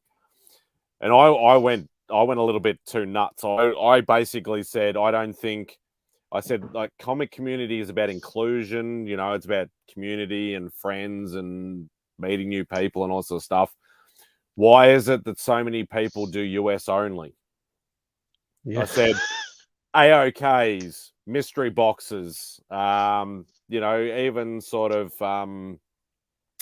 competitions and all that. Everything's always USA only. I'm like, I know it costs a lot of money to ship it international. And I've been buying stuff international for almost 30 years. I know how expensive it is. But I basically said that. And there's been a few, like the only mystery boxes I've actually ever gotten was the Dorkeries boxes. I got obviously 2 of those. Oh, yeah. which are a very expensive bloody mystery box. But yeah, I'd love to be able to get them because it's good content. Not that I'll be basing it. I don't want to be a mystery box channel. I just want to always do my own thing. Yeah. But they do get a lot of views. Like the 2 Dorkeries boxes that I've done are my 2 highest view videos. Yeah. So they're both like most of my videos get 5 to 10 views, 20 to 30 maybe at absolute most. Both of those videos got almost 700 views each. Oh wow. Yeah. So and they're still constantly getting views, like a couple of views here and there every now and again. I know a lot of people especially they like to see the more expensive ones. Yeah. But like some people just watch them. Some people just watch them so they can like crap on you if you don't get like good books. It's like they're like, ha ha ha. Yeah. I'm like, why are you watching my channel, turd? Does Australian McDonald's still have quarter pounder hamburgers? Japan stopped them 9 years ago. Yeah, still have quarter pounders and double quarter pounders. Yeah. Yeah, like, and that's the thing, like, because the way I look at it is like the Dorkeries boxes, 95% of the stuff they put in there is Marvel. And most of it is either silver, bronze, or copper age stuff as well, which is that is exactly what I want. And like I was lucky, both boxes I never got any DC stuff at all. Not that I wouldn't be able to re-give it away or do something with it. Give it to Simon. Yeah, I'll give it to Simon like I usually do. Here, I don't want it, you take it. But yeah, like I'm not saying I got some massive hits or anything like that. There were some books I was definitely going for that I wanted. There were some decent books in there, man. Yeah. They always have like killer books, but the problem is it's just getting way too much. Like, I think the last one I bought was $500 US. So by the time currency conversion, shipping and everything like that, I'm paying like nearly $1,000. So it's I wouldn't mind doing some of the $50 ones, the $100 ones, and all that sort of stuff. But the problem is costs about the same amount to ship them over here. So like I'm like when it comes to mystery boxes, like I actually bought my first like real mystery box a couple weeks ago from Bake the Snake, and it was just $40. Yeah, it was just $40 shipped, and that's pretty much like my limit if I'm gonna take a chance on a mystery box. Because for bigger books, I just try to save up and get the ones I want. But mystery boxes are fun, man. Yeah, and that's the main reason why. Besides trying to get obviously books that you can't necessarily get easily over here, I find it was just fun, just the thrill of it. Like I know it was an expensive thrill, but I still enjoyed it all the same. Because there's another one that I really want to do, and that's Man from Beantown. He's on IG. I don't think I know him. Yeah, I don't think he's got a YouTube channel or anything like that, but he's pretty much the same sort of thing as the Dorkeries. It seems to be very Marvel-centric, around similar sort of like, the maybe more copper and bronze with a little bit of modern. So like really, like the way I look at it, like all the stuff he got is usually would suit me perfectly. But every time I'm like, oh, we ship international this time. Nah, sorry, mate, won't do it. Oh, yeah. I'm like, I will pay the shipping. That's the whole point of it. Like, if I want it, I have to pay for it, and I'm more than happy to do that. But obviously, it's some people just don't want to do it because they don't know how to fill out customs forms or, something like that. I don't know. Oh, yeah. People are just. I know. What I started doing with my giveaways is I started just doing cash prizes through PayPal. That way, I can just do international, and you could take the money and buy, whatever comic, whatever. So I started doing just that for my giveaways instead of worried about trying to ship stuff because I hated doing just US only when I used to do like comics or Funko Pops or something. And I discovered like, well, if I just do the cash PayPal, I can open it up worldwide. Yeah. So I don't think I'd ever go down that road. It's like, here's some money, subscribe. Start flinging it around. And that's the thing. Like you want it to be like, I'm not saying I want people to send me AOKs every single week because that's just stupid. I don't know. I don't even really care whether people do or do not. It's more the fact of whether people give you the option. Go, okay, I will do a mystery box. Obviously, it's going to be expensive shipping as long as you know, but if you're more than happy to pay for it, you know, you can go ahead and do it. Same with giveaways as well. I'll put the total of say $15 or $20 in, which would cost to ship anywhere in the US. Yeah. If you want this prize sent to you, if you know, you can pay the difference. And a lot of people you'll find will say, yeah, I definitely want those books, or I definitely want that prize. I'll go ahead and do it. Some people will say, no, I can't afford it. Don't like redraw it. I'll price tag somebody or something like that. So yeah, it's more the fact of give people the option. Don't just go US only, you know, or Australia only. because or a lot of whatever. people would be willing to pay like the difference in shipping for some of those prizes. Yeah, like, and that's why I feel like bad. Like, you know, it's like, and like when I won that one off Slim, like, you know, it was only one book, and it cost him something like $78 to ship it to me. Like, he put a couple of books in there in the Gemini and stuff, but you know, I kept saying to him, I said, mate, let me put something in. Let me give you something. You know, like even if it's $20 or $30, just something. And he's like, no, you won the competition. I open it worldwide. I will ship it. And I'm like, I just felt so bad. I just felt like I should have just price tagged somebody. Yeah, some of the shipping prices are like crazy, man. Stupid. I think Simple Simon, he said it costed Sharon, Life with Two YouTubers, $160 something to ship a package over there. But did you hear what their first quote was? Oh yeah, it was like 800 or something. It was like UPS. Yeah. If I took a package in a thing and they said $800, I think you might see me like see me on the news for attacking a UPS worker. Like jumping the counter and killing them. Yeah. Oh, it's ridiculous. Absolutely ridiculous. But the funny thing is, like, because Rob Fatstacks actually sent me my first AOK, which is all those t-shirts and stuff that I did the video on, and that was like $70, and that was through UPS. UPS or DHL, might have been DHL. But yeah, that was, and I've worked it out because obviously over all the years, hey mate, over all the years of like buying stuff, and I used to buy statues. I used to buy the Bowen statues, most of them from the States, so I know about shipping expenses quite a lot. And I've realized pretty much, you know, the States, obviously, LA, New York, are the two main sort of international shipping hubs, I suppose you could say, because they're on the coasts and they've got the main international sort of, you know, I suppose like your FedExes and your DHLs, UPSs, and the main place where they ship out from. If you live in the vicinity of those sort of areas, it doesn't cost as much.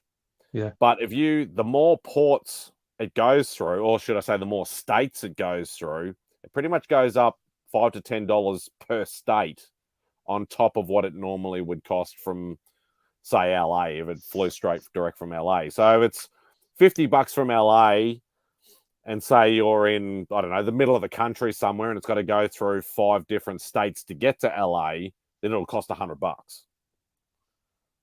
So, and I think crazy, so. The more remote you are, or the more further out from any of the main international shipping destinations, the more expensive it will be to actually ship. So it's weird because I've noticed it seems like going from US out to other countries, they like way overcharge here. A couple years ago, I got an AOK from my buddy JPL Flash over in the UK. And the little shipping thing on the sticker was only like $8 to ship it over there to here. UK is really cheap. Yeah, I looked from shipping here to there, and it was like $50 at the time.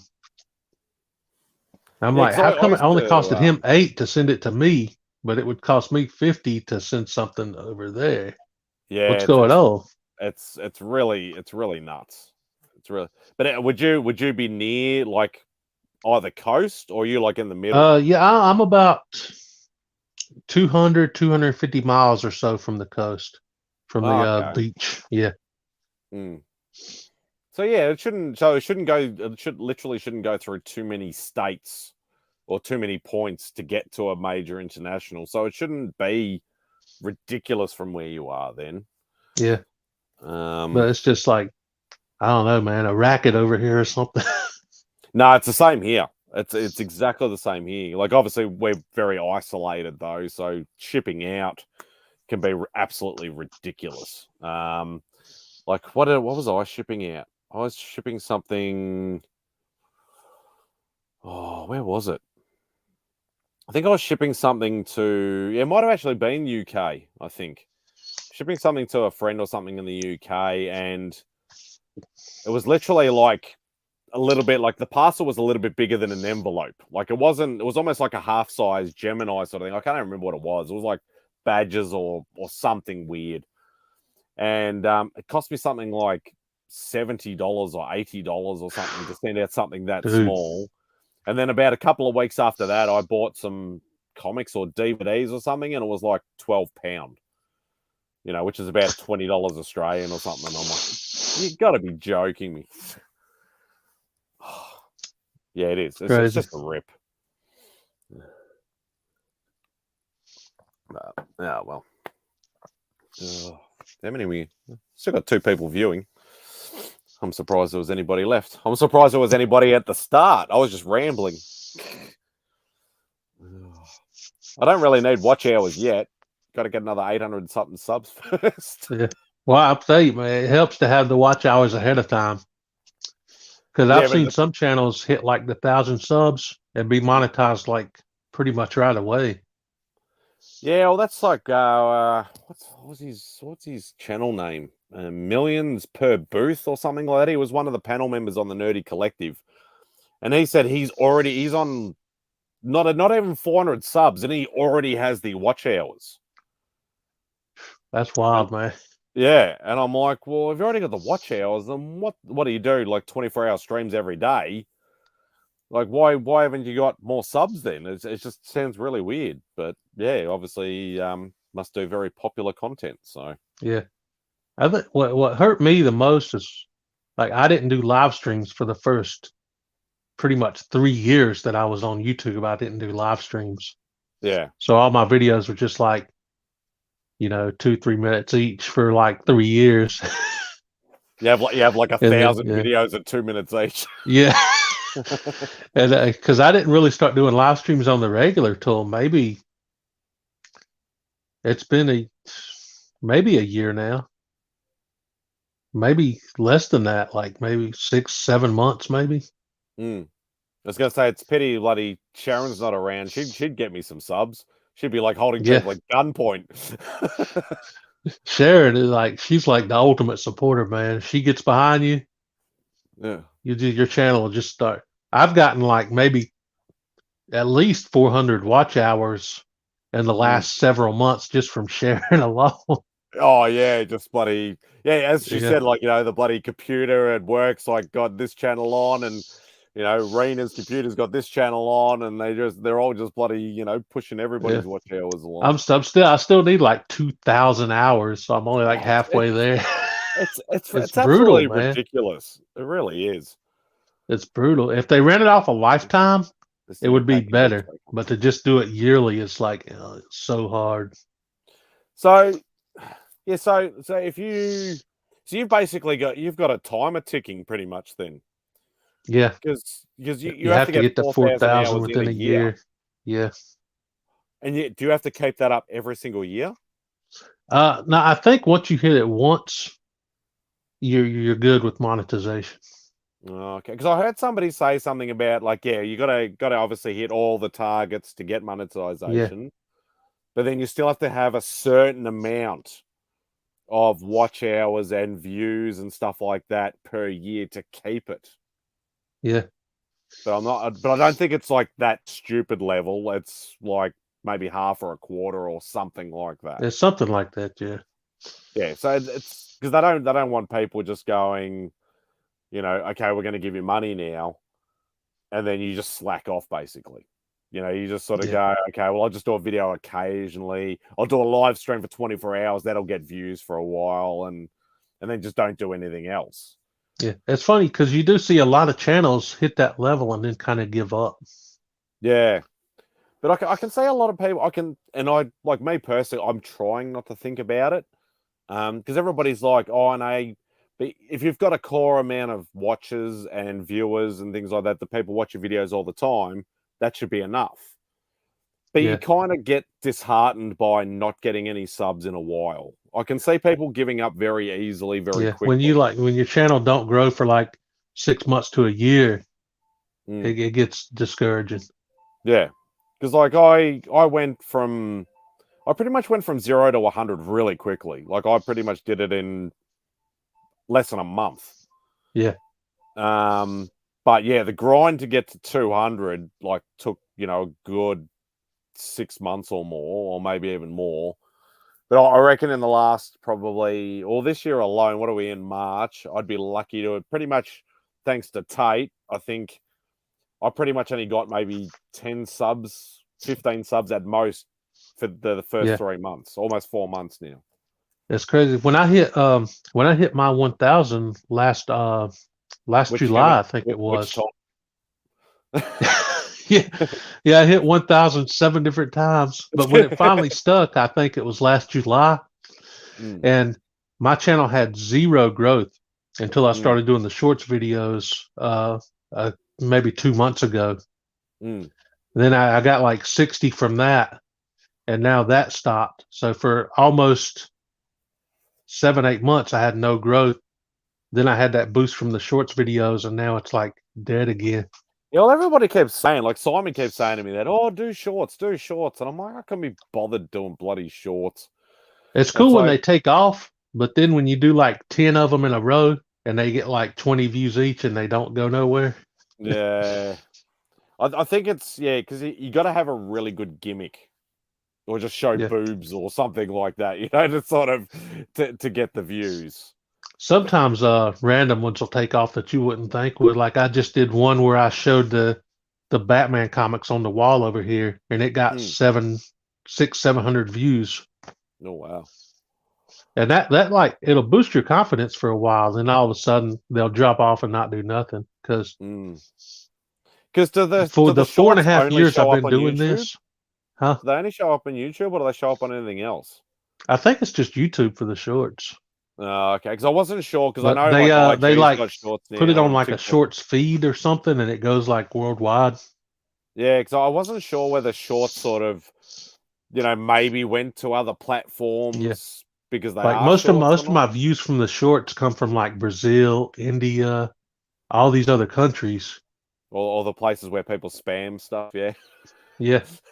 So it's like you'll get subs from them, but they'll never watch anything else. Yeah. Because it's mostly like bot accounts and things like that YouTube will just end up removing down the road anyway. Yeah, so I miss the Russian bots. Where's all the Russian bots? Yeah. they're all at war. Oh, I better be careful I don't get shut down for anything like that. Oh, God. It's crazy, man. Yeah. But I have noticed there's been a drop-off of the Russian bots lately. Or the bots in general. But my average views for normal videos is anywhere from 20 to 60. Yeah, so mine's But it usually stays around the 30, 40 level. Yeah, mine's more sort of around probably the 20 to 30, 20 to 40 sort of mark. I'll occasionally get one. Actually, let's should be. I know one thing that I've seen a couple times now. I've seen channels that have like 4,000 or 5,000 subs, and they'll have a video out and it's only got like 7, 8 views. Oh, what happened there? That don't, The only thing I can think of is that maybe depending on the hashtags they used, or maybe maybe they did like, because that's what I'm talking about. Like, these are like normal videos. Oh, okay. Yeah, so I'm like, it's just something don't add up there. How'd you get that many subs? Less than 10 views on a video. They might have paid one of those bloody services or whatever to try and get subs or something, possibly. Maybe. I don't know. It's Yeah, so there we go. So you got so the two Dorkeries boxes, one's got 791 views and the other one's got 749 views. And then it goes down to my 200 sub push giveaway at 217 views. So there's a massive drop there automatically. yeah. Then it's my intro video, which is the stupid video which I go for like a minute and 30 seconds and I say about 300 times. And that's got 102 views. And then everything else is sort of, there's some 90s and 80s and all that sort of stuff. But yeah, most of them seem to be around that sort of 40, 50 sort of views. What's my lowest view one? One of my new comic book haul videos, 19 views. And one of my pop vinyl haul. Yeah, so my pop vinyl haul ones don't seem to get much anymore. Yeah. Yeah, 20 to 30 views at most. I know some of my like early videos still have like maybe 3 or 4 views a piece on them. No. Because it's funny, like back then you could like monetize your stuff anytime. So until they changed the rules, my channel was monetized for like the first 2 years. But I made a grand total of like 47 cents in those 2 years. Oh God! And then they changed the rules and you couldn't monetize anymore. Is it true they only changed the monetization thing about a year and a half ago? I think so. Yeah. Or was it pre-COVID? It might have been 2 years ago when they changed it now. Yeah, so it might have just been pre-COVID. Because I was going to say, if they had changed it during COVID, you know that they did it specifically because everybody was booming. Yeah. Through COVID. So, unless they might have been in league with somebody in Wuhan or something like that, and they sort of they might have gone, okay, release this virus or whatever like that, and we'll make it extremely hard for everybody to get monetized. Oh God. But yeah, it would be cool to start making like actual money from YouTube and just have YouTube fund my comic book addiction. Well, that's what most people sort of, and that's like, and I will say that, I'll say that publicly, and I'll say it totally honestly. I will probably never get to 1,000, and if I do, I'll never get monetized anyway. So, and I'm happy with that. I'm doing it for fun.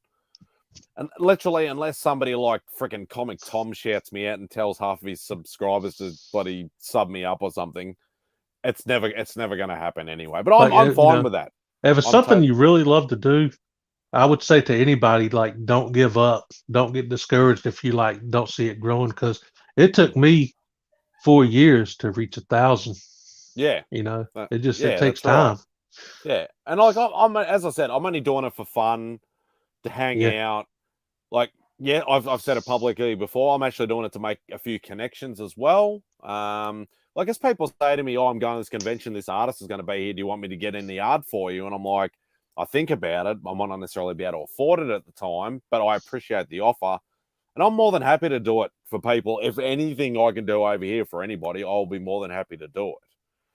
Yeah. If somebody says to me, "Oh, can you get my book signed by David Yarden the next time you see him, or John Summerreaver or something like that," I'll be more than happy to do it. Doesn't worry me in the slightest bit at all. If you ever see Jenny Frizen, give her my phone number.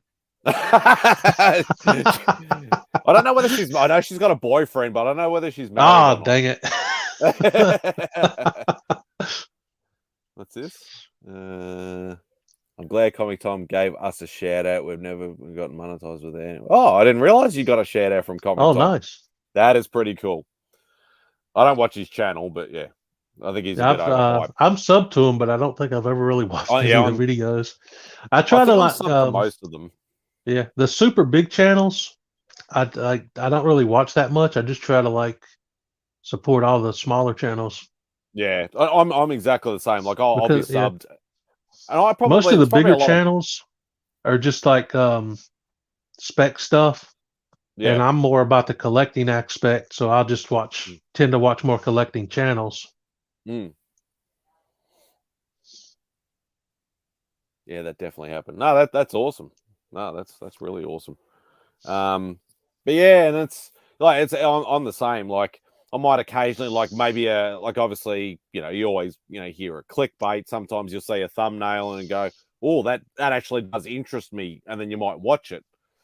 But I don't go like obviously there's certain channels that I will regularly watch. Like everybody's got their favorites. Yeah. Everybody, or if you're trying to help somebody out, like like I watch quite a lot of your videos, but I make sure I try and watch them as much as possible because I know you're trying to get the hours, same as what Sharon's doing for you and all that sort of stuff. Oh, look at this! I know it's hard when Smartass. like so many videos pop up like every day. I was being sarcastic. You really think Tom was here to say, "Hey, I don't know, mate. You could have done." I was just saying you don't need to get one. It's all, yeah. It's fun. Like It would be cool if it did happen. yeah, because especially for me, like my budget situation, like any extra income, even if it's just like $2 or $3 to start from YouTube, would be like helpful for bills and things. Yeah, and that's the thing. Like, a lot of people see me buy all this art and stuff. Like I haven't bought any art in bloody ages. Sometimes I pick up big books, or I buy the Dorkeries mystery boxes, which are not cheap. But the one that I realize is I'm saving for months to get this stuff. Yeah. Like So I'm not that's what I buying have to do, man. day Like in, day out. I'm just buying them like when I can actually either afford it, might be tax time, or like if I've got a convention coming up and I know who's coming, I can quite often get a heads up of who's actually coming to the conventions. I know it'll cost me $500 to buy a piece of art for them. I'll save up 3-4 months beforehand. Yeah. I'll try and cut down on junk food and smokes and whatever, and try and scrounge everything I can just so I've got enough money to go. One of the things I did was I stopped buying new comic book releases. And but I was only getting 4 or 5 new books like a week anyways, but I stopped buying new books altogether. And for like bigger books, sometimes I have to save up 5, 6, 7 months. Yeah. And then by that time, spec is hit and that book has gone up even more. And it's just like, so every now and again, I'll bust out the credit card, but then it takes me like 5, 6, 7 months to pay that off. Yeah, so my credit card's useless because mine's always over the limit. Yeah, I'm always just like, I try to. It goes over. I'll buy like one big thing, then I won't buy anything else until I pay it off.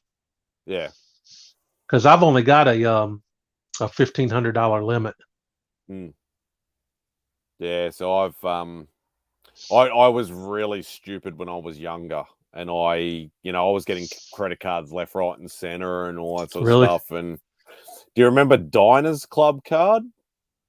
I've heard of it. I think that they had Diners Club over here.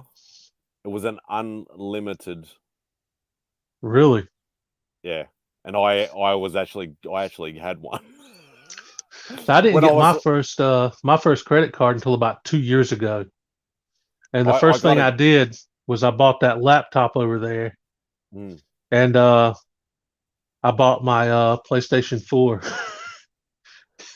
And that's the stupid thing. I don't know how the hell I got it, but I got the Diners Club, so unlimited limit, when I was like 22, 23, and I went a little bit stupid and went up to Queensland for a holiday with the missus at the time and was, buying expensive drinks and, and buying, I don't remember what I was collecting at the time. Might have been collecting comics. It might not have been. I think I got it up to about 10 or 15 grand, 20 grand, something like that in bloody thing. And then, I'm like, what the hell have I done? What the hell have I? And I had a normal credit card at the same time, but it only had like about $1,000, $1,500. So I had to like consolidate everything through the bank, and then do a bloody like a loan to try and to get it all paid off. So, the most I've ever been in debt, I guess, was a little over $800 when I had to buy the new wash machine, and that took me. I wish I had that much bloody. That took me close to a year to pay off. Can I get another 15 cards now, all maxed? Bloody hell! I can't do that, man. It gives me anxiety to like if I feel like I owe something, it gives me anxiety until I Yeah, pay it off. I'm the same.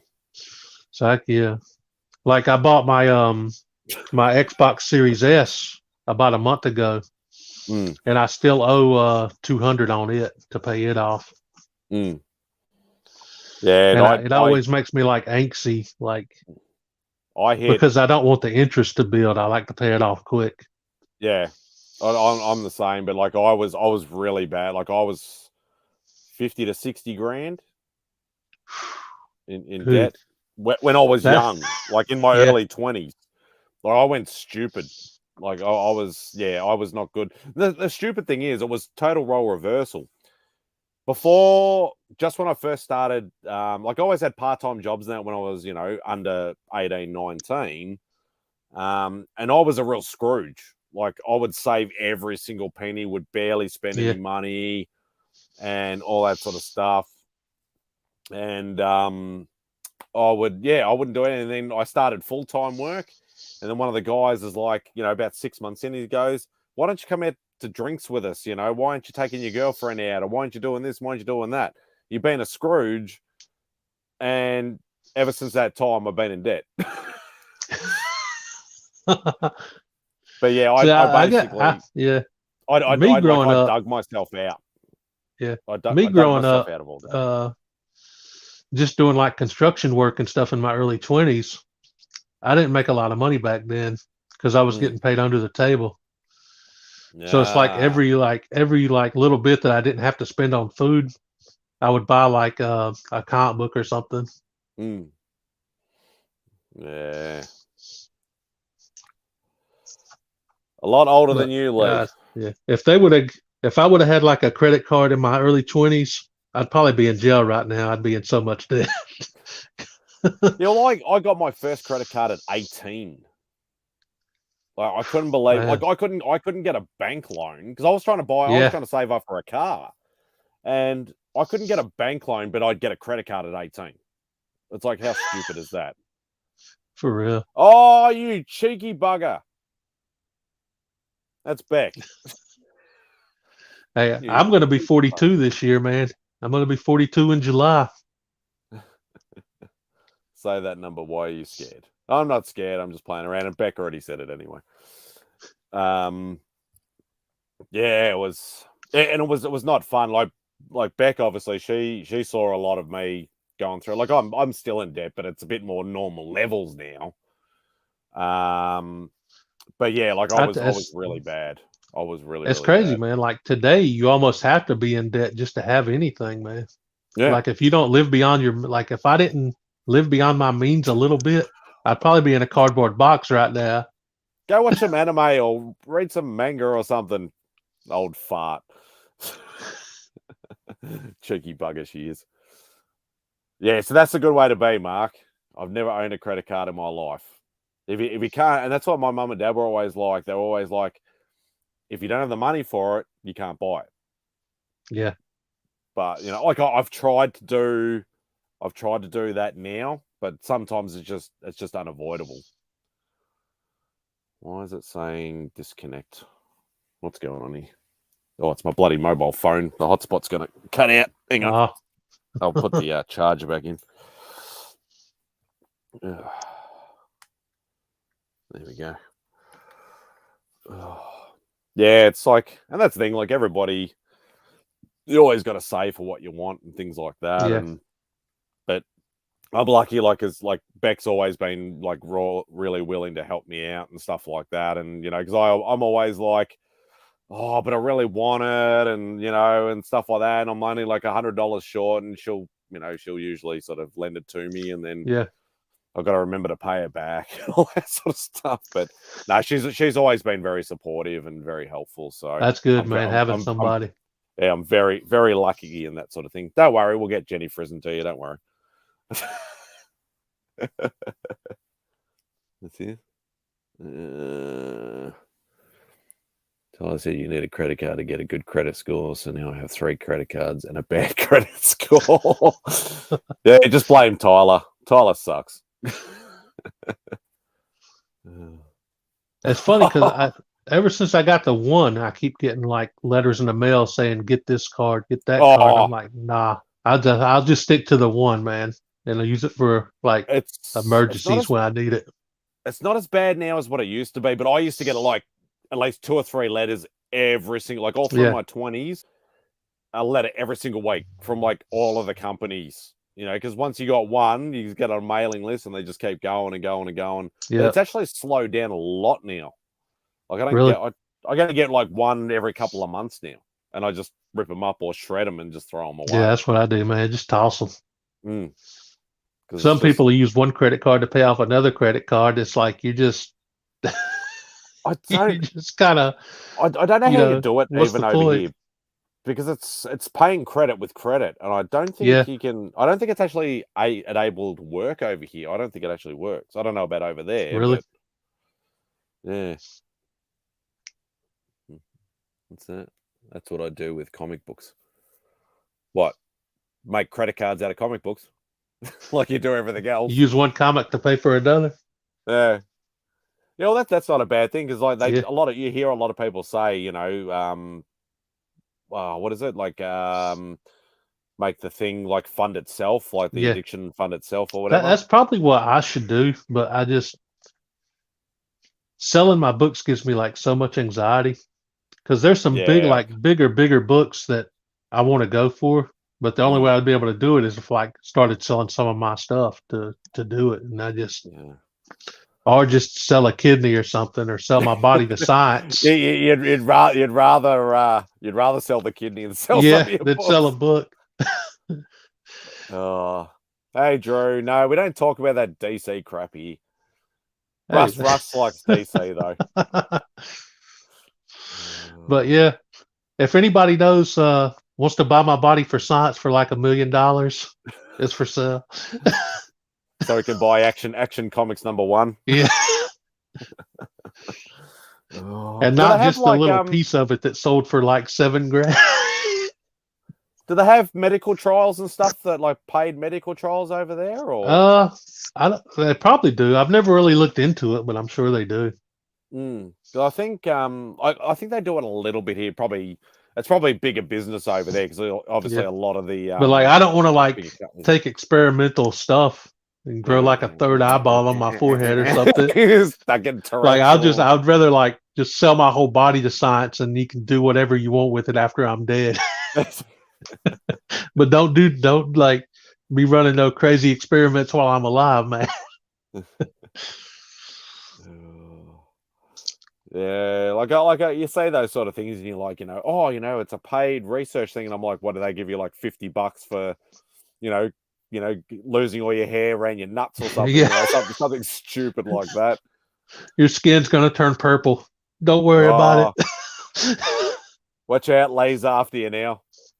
How much are you going to offer him, Lee? You're going to use Russ's body for a whack hack. Make sure I'm 100% dead first, and I don't care. And he'll even leave you all his books in his will, or you can just take them. Oh God! Yeah. Nah, all my books are gonna be buried with me, man. You hear a lot of people sort of talk about that, going, "Oh, I'm not selling shit. I'm going to get buried with all that, and all that sort of stuff." And You like bury yeah. me next to Wonder Woman and Rogue comic books. I thought you were going to say just bury you next to like Gal Gadot or something. Oh, so good it doesn't need vowels. Oh God. Yeah. So what's next on the agenda, Russ? Uh, What are you just gonna hunt after next? what I'm gonna You hunt still gonna for? try and get the maximum carnage stuff, or are you Yeah, I'm trying to gonna put that set together. And there's a few bigger books on my list that I'm hopefully gonna get this year. have you finished your Dark Phoenix saga yet? Yeah, I finished that one. Oh, I got okay. those all set up behind me over here in slabs. I still Oh, need nice. like issue 138, but I think it's only like 30 or 40 bucks. Oh, okay. Yeah, I'd still love to get them. Obviously not in slabs, but Yeah, they're like $100, $150 books over here. You don't find them very cheap over Yeah, here it's at all. crazy. Some of the prices, but like Mm. one of the big ones I'm going for is Amazing Spider-Man 122, the Death of Green Goblin. I have no idea who this guy is, but yeah, hentai comics, hopefully next on the agenda. I I don't found have any. Maybe you can ask my missus; she might have some. I found a low grade copy of 121, the Death of Gwen Stacy last Oh, year nice. for like yeah, I got it for $40, man. That's a steal because that book's been rising a lot Yeah. lately. The book is complete, but it's Mm. like a little chunk missing out of the corner of the cover. Mm. But that's why I got it for $40. So I'm trying to find a low grade raw copy of 122 to go with it. Mm. So I'm hoping to maybe stumble across it for about 50, but it's hard to find for that price, man. Yeah. Because even the lowest grade raw copies are like 100 or something. It's crazy. Mm. Yeah, and that's the thing. Like everybody says, it's the sub 50 or the sub 100 Spidey books, but realistically, it's like the sub 150 books now. Yeah. And obviously, a lot of bigger keys later on, like in the 300s, a lot of the Venom and Carnage stuff. Yeah, no,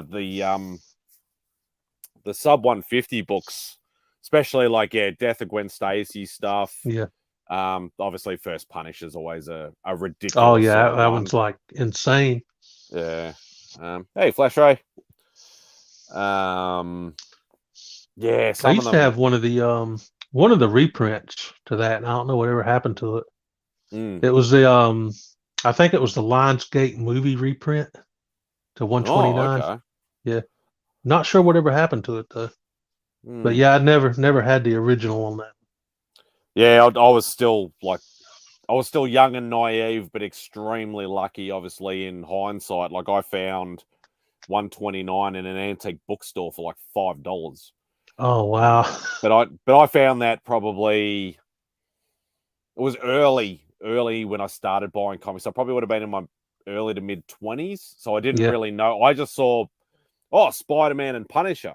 Like I didn't know it was his first appearance. I just saw them together and I went, "Oh, cool! I'll buy that for $5 or whatever like that." And it literally wasn't until about probably 5 to 10 years later I found out it was actually his first appearance. That's how it was when I was little, man. Like I had a giant size X-Men 1 that I found at the flea market for $1. Oh, don't tell me the story again because it hurts my Yeah. heart. But it's like when you're young, you don't know what that book is. Do you still have your 129? Yeah. Nice. Yeah, it's still I'm not actively seeking because it's ridiculous what I'm after. Yeah. But I'm still trying to go for the entire run. Oh, of Amazing Spider-Man? Yeah. There's a lot of odd annuals that I still need, but the big one, I still need annual 1, which is first Sinister 6, which is that book has just stupidly exploded in the last 12 months. But I still need 1, 3, 4, and 6. They're the only books that I actually need besides the annuals for the complete entire run. 3 was 3 the first Dr. Octopus? Yeah. So 1's obviously number 1, which is it's first Chameleon, which a lot of people don't actually say that. They just go, it's just number 1. So yeah, 1's first Chameleon, 3's first Doc Ock, 4 is first Sandman, and 6 is first Lizard. I would love to get the first Green Goblin. Yeah, that would be a great one. 14. 14. Surprisingly enough, I actually bought that in a slab. Oh, nice.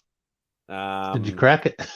Oh, hell yeah. What do you think I am? Silly. I bought that in, I think it was about 2000, let's say about 2013, 2014, something around that. Somebody, it was at one of our conventions, and it was at a stall I'd never seen before. They were selling a few odd bits and pieces, but they had some like bigger books up on the back wall and a couple of boxes and stuff like that. And I just saw that, and I went, "Oh my god, I can't believe there's like a 14 here." And I think it was like, I think I bought it for like $700 or $800 or something in a. I think it was like a 4.5 or a 5 or something like that, whatever it was. And I was about $100 or $200 short or something like that. And I think Beck might have said to me, he goes, "Oh, I'll put in for it for your birthday or Christmas or something like that." So I was able to get it straight home, straight with the screwdrivers, and started bloody trying to work out how to hack into this freaking, because it was a CGC slab. Yeah. And I was trying to, like, I'm just like chipping at it and getting at hammers and trying to whack it. Like, I didn't give a shit about the case. I was just chipping the shit out. I eventually got into it. And the book survived. Like, obviously I didn't do anything, damage to the book. But use some dynamite. Like, it took me about half an hour to get into it. Like, because I had no idea what I was doing. I was like, I knew about slabs. But yeah, it was like, it just took me forever to get into it. But obviously I know the trick now. Then because I've done a CJC and I've done a Halo, which is obviously the one that Simon's got on his channel. Yeah. I think I might have done a PGX at one point, but I think PGX I pretty much just went like that with my hands. Oh yeah, I've heard PGX was kind of flimsy. Yeah, because it was a really old one. I think they were just like really, really, really thin. But I've thought about cracking a slab for a video, but I don't know if I can bring myself to do it. Yeah. I've got a Miss Marvel issue 1. It's just like a 5.0, and I only paid $40 for it. Is this the 70s? So I've thought about Is this the 70s, the one in the 70s? Yeah, this was it wasn't Carol Danvers' first appearance, but it was her first appearance as Miss Marvel. As Miss Marvel. I think I had to pay like $100 for that book over here in a Raw. Really? Yeah. I found it in a 5.0 for $40. Yeah. But it was an auction and nobody else bid on it, so it probably would have went up if other people had seen the seller. Yeah. But yeah, I've thought about cracking that for a video because I want to collect that series, but I want to collect it all raw. Yeah. But I just don't know if I could bring myself to crack a slab, man. Yeah, I was saying, and that's the thing. Like, I've still got, I think I've still got.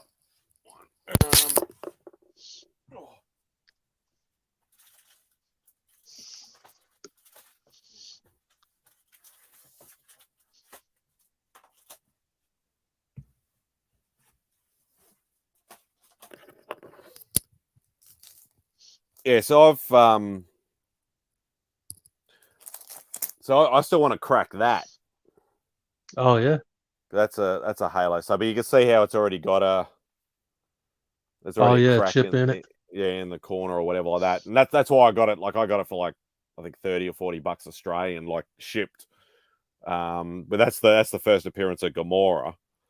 Oh yeah, yeah. Because I just wanted the book. Like, I didn't care on the grade or how rough it was or whatever. It just, I thought for the price of the whole thing, like, just buying the book alone would cost the same amount over here, maybe even more. So I was very lucky. And I was going to do the same thing. I was going to be like, oh, I'll do a cracking on my channel. But it's a bit hard with my phone, and I'm not going to take the, even if I did the laptop or that, it's easier with, because when we did Simon's, Simon had his actual, like, hand camera sort of thing. Oh, and then he set up his phone on a little tripod for the little picture of like the zoom down. But I don't have any of that kind of equipment, so I don't know how I would do it. So, like, I'd do it in the old man shed like we did with Simon's, but I don't know how I would feel. I don't want to do it in just my room. Put it on the ground and hit it with a sledgehammer. I was thinking about putting it in because I use screwdrivers for Simon, so I was thinking about getting a little bit more creative and maybe putting it in a vise and like whacking it or something down, or doing something like that. But the only other one I've got, which I'm still umming and ahhing whether I what I do with it. I have to have a look at my copy, but I've still got that as well. What issue is that? That's issue Prowler? 78, which is first appearance of Prowler. Ah. So I got that out of one of the Dorkeries boxes. That was like the slab, because they always put at least one slab in all raw books. So yeah, so I've still got that. So I don't know whether I look at my raw copy and go, maybe I should just crack it and keep the better copy, or use it as a giveaway. Now, and I was thinking maybe if I got close to 300, I would use that as a giveaway. That would be a good one, yeah. But I don't know whether it's enough of a draw card to get people to sub and to go into the competition. Like, people would, be like, if they just, if they won it, they would take it. But is it actually a draw card to get that sort of push, I suppose? But I don't know. I'm still umming and ahhing about it. It should be, man. Send it to Remy Q as an 8. Yeah, I'm not doing chainsaws. I thought about doing a or when I used to have them, because obviously I don't have them anymore. I was thinking about doing a box opening or a parcel opening or something with a samurai sword. One of my ones are actually like a proper handmade one that you can actually use. Oh yeah, properly. But I sold them all years ago and things like that, and I'm like, yeah, I won't bother. I don't want to wreck. I did that with the Funko Pop box. Yeah, I saw that. Oh god, so what's he saying here? You need Marvel like 18 plus. We 16 movies. Did you change your shirt? No, I didn't change my shirt. You just changed your shirt. That was impressive. I didn't change my shirt. Looks like Cthulhu, then Gamora. Yeah, Gamora's not actually on the cover. That's just some, I don't know, monster-looking thing fighting Adam Warlock. But it does look a little bit like Cthulhu, I suppose. But yeah. Yeah. I picked up the first appearance of Nebula I'd say not too long ago, but it's probably been a year now. Yeah, so that's another one I want to pick up. First Nebula. I saw it over here, one of the smaller conventions that we went to. But I think the cheapest I found it was like $120, $130 or something like that. Dang, and I'm man. like, you need to come over here, dude. I picked up my copy for $15. I picked up my copy for $15. And that's what I mean, because it's so depressing. Like sometimes, like thinking about it's even when you you hear people say, "Oh, I bought a collection for like $100 and I found some stupid expensive book in it and stuff like that," or some guy at a garage sale was selling a whole pile of books and I offered him $10 for it and I took it all and I got a first appearance of this and a first appearance of that in it, or I found this in some dead guy's attic and found this and this. That shit does not happen over here. Not at all. Hey man, I found a Lamborghini in this rich dude's driveway. And he just gave it to me. Yeah.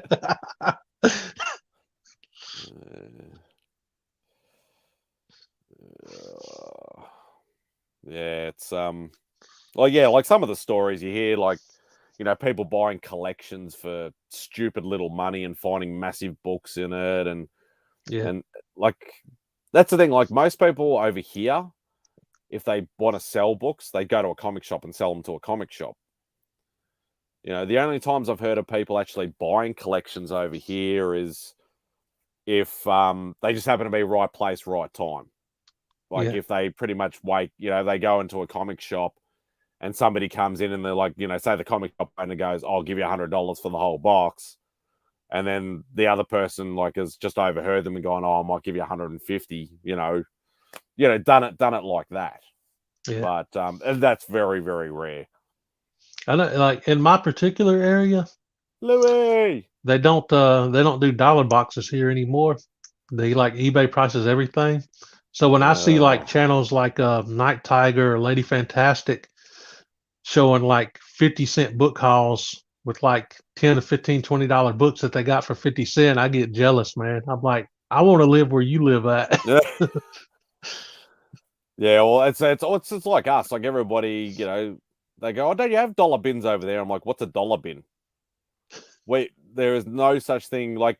Simon says about Mark having a dollar bins, but most of it's his damaged stock and things like that he can't get like refunds from or something from the company or it's been replaced and he'll just chuck it in there for like $1. So it's basically like the throwaway bin sort of thing. But yeah, like our back issue bins are usually like $5 to $8. Yeah. For back issues. I'm talking about like just random crap. Stuff that should be $1. Yeah. Yeah. Or just given away as like a free comic book day book. Yeah. So what's he saying now?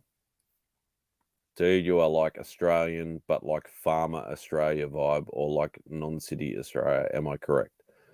No, I'm in the eastern suburbs of Melbourne. So I'm like a 20-minute drive from the city. So I'm very close. What's Louis saying? In Florida, you can swim in our dollar bins. I like Scrooge me. You love the dollar bins, Louis. You absolutely love them. Yeah, I need to fly down there, man, and get Free Key to show me around some comic book shops. Yeah, for sure. Like Louis knows where all the good stuff is. You are too polite and harsh sounding to be a city dude. How can I be polite but harsh? I suppose that is pretty much Australia. We are bluntly honest. Yeah. If we don't like you, we'll call you a dickhead or whatever, or we'll even call you a dickhead if it's a joke. Oh, there you go. Louis got you. Now you need to get your ass down to bloody Florida. I need to what I need to do, man, is I need to send Louis my list. And get him on the hunt for you. Yeah, like, Louis, can you find DC Comics Presents 26 in the dollar bin, brother? Is that a first appearance book? Yeah, that's the first Raven, first Starfire, and first Cyborg. Oh God, good luck with that. Yeah. Yeah. I know Louis good, but I don't know whether he's that good. Like, who you got to rob to get a dollar bin find like that? Yeah, and it's and that's like I said it on the stream the other night. I said it's the internet is ruined comic book collecting because everybody now crazy. Like you can't walk into like what we call an op shop, which is basically like like Salvation Army, that sort of stuff, where like people just donate stuff to sell to make money for the poor and all that sort of thing. You can't even do that anymore because most people are just like, oh no, I can't give this away because this is like, I just checked eBay and it went for $50 or it went for $100 or something. And it's like, if I take a stack of books up to the counter at my comic shop and the first thing he does is like get out his phone and start looking on eBay to price them, I'm like, I'm out. Goodbye. Yeah. I can't believe they don't do that over here. Really? Yeah, my LCS started doing that with the newer books. I can't and believe. Like even with the newer books, like stuff that he would upcharge variants, and then he started like upcharging regular A covers too, if there was spec on it. Yeah, no, that's just wrong. I'm like, I'm out, man. Yeah. No, that's like I can understand if they price stuff higher. I don't really understand it, but I can sort of understand it. If they do it where they price it higher, like when they put it on the shelf. Yeah. But I can't see if something is... So they won't... They obviously... I'm assuming they're like us, where if something has got an actual price tag on it of, say, $10, and you take it up to the counter, they're not going to eBay check it then, are they? My guy did. Oh, fuck. Yeah, no, that's... See, over here, we've got something called the ACCC, which is like Consumer Affairs. if something like that happens, you can basically dob in that shop and get the freaking place closed down because it's illegal. If somebody, like, obviously, yeah, if it doesn't have a price tag on it, I can see they can get away with it because they're not changing a price that they've marked as a price. Yeah. If that sort of makes sense. But Yeah. yeah, if you It's take like, up a book and it says like $10 on it, you go up to the counter, they go, "Oh, just let me check eBay." "Oh no, that's $50." yeah. I can ring Even ACCC right then and get them shut down. even if you had a book on a pull list, if that book had spec on it, somehow he magically didn't get it in that week. And then Yeah, you I've, would I've come in heard the of a next lot of week and it would people. be on his wall. I'm like, that book has been on my pull list for a year, man. It's a How you it's a gonna do growing that? trend. I've been hearing a lot of YouTubers complaining about it. That yeah, checking prices on eBay at the counter, and also somehow not getting your order, or I didn't get your order or something like that, and then it's on the shelf for like 5 times the price like the next week. Yep. It's crazy. Yeah, like that shit just doesn't fly. Yeah. I'd be like, well, I don't care whether I've spent $1 or I've spent $1 million with you. Fuck you. I'm not shopping here Oh anymore. yeah. That's it. That's Right? one of the other reasons I gave up buying new books, man. Few times I've never done that eBay thing though.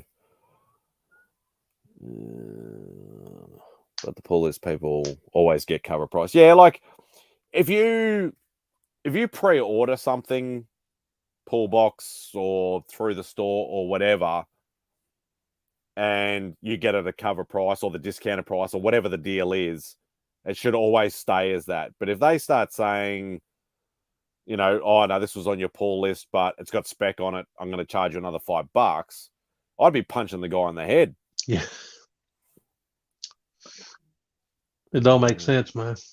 I can't believe you know about Kath and Kim. I actually hate Kath and Kim.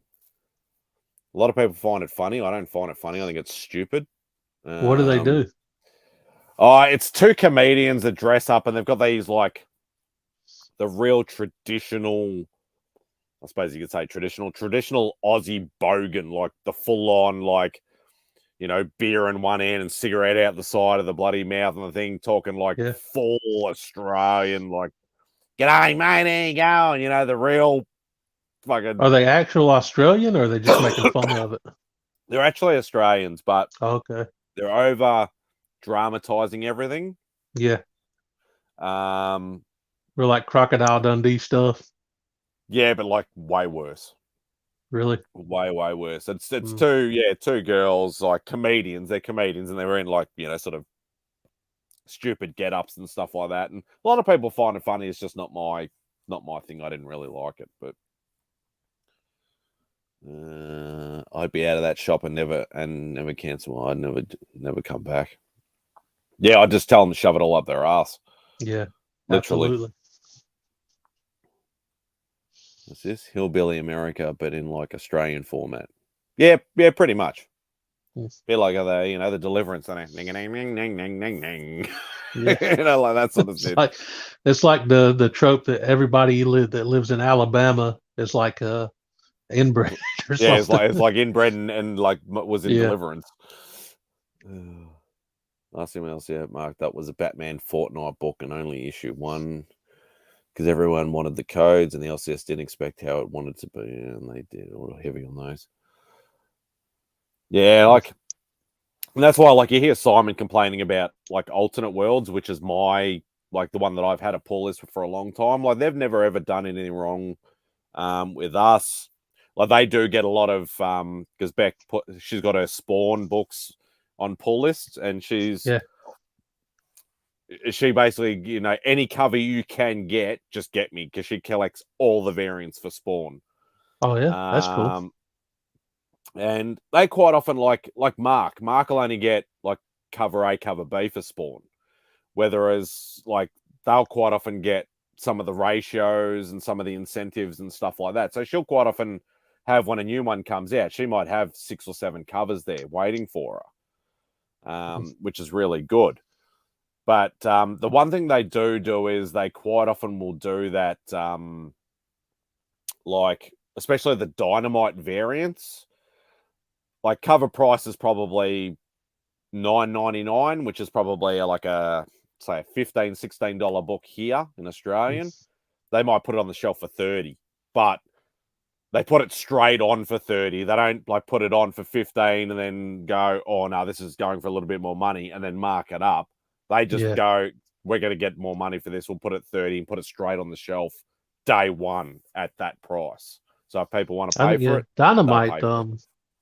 Dynamite is the one that does like a lot of incentive covers too, aren't they? Yeah, and they do a lot of the like all the Red Sonja Perillo covers and like all that, like all the lick-worthy stuff.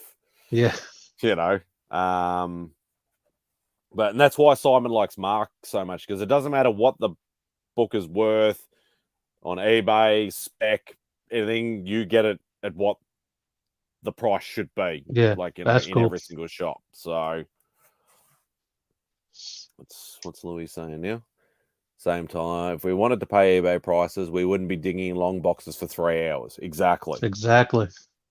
Yeah.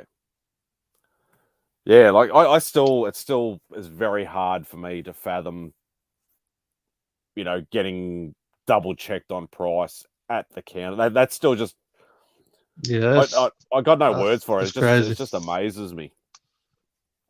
You know, it's like, I can understand like a lot of comic shops got hit really hard during COVID. I totally understand that. You know, a lot of people lost a lot of business and things like that, and that's fine. But you don't have to be a shifty arsehole bloody doing shit like that. Like, if you want to get more money for it, put a price tag on at the higher price. Do your own research first. Yeah. Go through. Don't wait on somebody to come to the counter and then start doing it. Yeah. Because you never know. Like, and that just shows that some LCS owners have got no idea what the hell they've got. You know, it's like, if you've got a first appearance that's just recently caught heat, go and look for it. Make sure if you've got it, bag and board it, put a higher price on it, and put it back in the bins or on the shelf or something. You know, you know, it's your shop. Do the bloody work. Don't make the customers do your work for you. So, what's this? Make a super chat and split with your guests. 70-30 on the super chats. Well, I can't do super chats because I'm not on 1,000. And also, you have to be super chats monetized. Don't pay out till you get to 100 either. Yeah. And YouTube takes 40% of your super chat. So if somebody donates $1, you get 60 cents. And you got to be monetized to get super chat. Yeah, you have to be monetized to have super chat. Yeah. So if somebody donated $1, you get 60 cents. And then it has to build up to 100 before YouTube even pays out for that. So what we want you to do, Zone Flash, is to make sure you got Russ's channel on loop. And if you've got unlimited, just keep it going. Just keep playing it 24/7 a day. Get him those hours. I only need 2,000 more hours in the next 6 months. Cool. Oh, sub. Beautiful. Thanks, mate. Appreciate that, man. Make sure you sub up Russ as well. So, all the subs in the world. Well, I've made a complete and utter mess of my bed right now. I've got like books and shit freaking everywhere. Just scattered all over the place. I was like, yeah, what about this? Yeah, put it back on the bed. What about this? Put it back on the bed. You guys gave me rid of this up. No, thank you, mate. Really do appreciate it. Thanks, man. Really do appreciate it. Oh, look, speaking of super chats. Oh, okay, I didn't know that. Shouldn't you be asleep, mate? Or going to work or something? I didn't know that either. Yeah, no, I never knew anything about that. Yeah. In lieu of super chats, I like link my PayPal in every video I do, just in case. somebody feels a little bit generous or something, might drop you a $5 or a $10. Yeah. If I really get desperate for some bill money, I just eat a jalapeno on live stream. That's this. I will sub on all my trolling accounts too. Well, hopefully YouTube doesn't see them as bots and gets rid of them. But thank you very much, mate. I really appreciate that. Usually, if it's an actual person, you're good to go with the subs. That's that. You just lost the link here in the live chat and pin it. Oh, okay. Huh. Do they Then you pretty link much the do link like in the YouTube live. though and take like 60%? Yeah. If it's a third party, it might take more. Yeah. The third party is some dude like named Leroy with a laptop in the trunk of his car. with about a million different Russian different types of names. Yeah. As long as he's not flashing the camera, we'll be right. Oh, I still can't believe that. That was wild, man. He And has again, got like a you wouldn't think people would do that with, when they're packing like yeah. little like van of sausages or something. And He like if I has was got a gonna do that, Patreon. wow. Russ has got a Patreon Yeah, I've actually got a in place. Patreon, but it's like I don't have any content on it. I haven't like done anything with it yet to be able to get entice people to do anything. Super chat alternative is Streambot. Okay. Huh. There you go. Leroy Jenick. Yeah, I need to do something with my Patreon and start putting videos over there. Stream Elements is the website. Okay. PayPal will tax your ass if you don't receive in friends and family. Yeah, of course they do. Yeah. Yeah, goods and services, they'll tax you like crazy. Well, that's like what's the name? Yeah, my rep friend from the UK, Annabelle. She's the one that owns and runs Kirby's Comic Art in the UK or whatever like that. She actually discovered TransferWise. Yeah. It's now just called Wise. They got rid of the transfer bit, but they actually do live update of the currency conversions. So instead of like eBay, where eBay will be like, sorry, not eBay, PayPal, where you'll know that like the Aussie dollar to the American dollar might be 75 cents for argument's sake, but then they take a little bit of an extra cut and it ends up being 73 cents or 72 cents or something like that. TransferWise or just Wise now, they do it to the exact, like it's literally a 60-second timer. So whatever it is at that in that 60 seconds will be the correct actual thing. It keeps it like real time updates. Yeah, you get a 60-second bracket or whatever like that for that particular thing. So if you take too long, it will do what if it changes, it will change with it. But yeah, it's definitely a good way to go, and it's like a flat rate of I think $2 or $3 or something like that as the fees. That's not bad. Yeah. And just to do it, it's just the only thing is like a lot of people don't know about it or haven't had it supported enough yet. I don't know whether it's UK based or not, but I think it's just a .com, so it might even be US based. But yeah, it's definitely better than PayPal. You're not getting a million different fees and all that sort of crap. So, but yeah, if somebody starts asking, like if you know if they've got TransferWise, it's a little bit tricky to set up. But I suppose PayPal's a bit tricky to set up at first time as well because you got to organize bank accounts and you got to get recognition. It took me a while to I had to get help from a buddy setting it up because I'm like not tech savvy at all, man. It took me, I couldn't figure it out by myself. Yeah, I was it was a bit fiddly, like, but I did it. I pretty much had PayPal almost. Whoa. When did I start? I started my eBay account in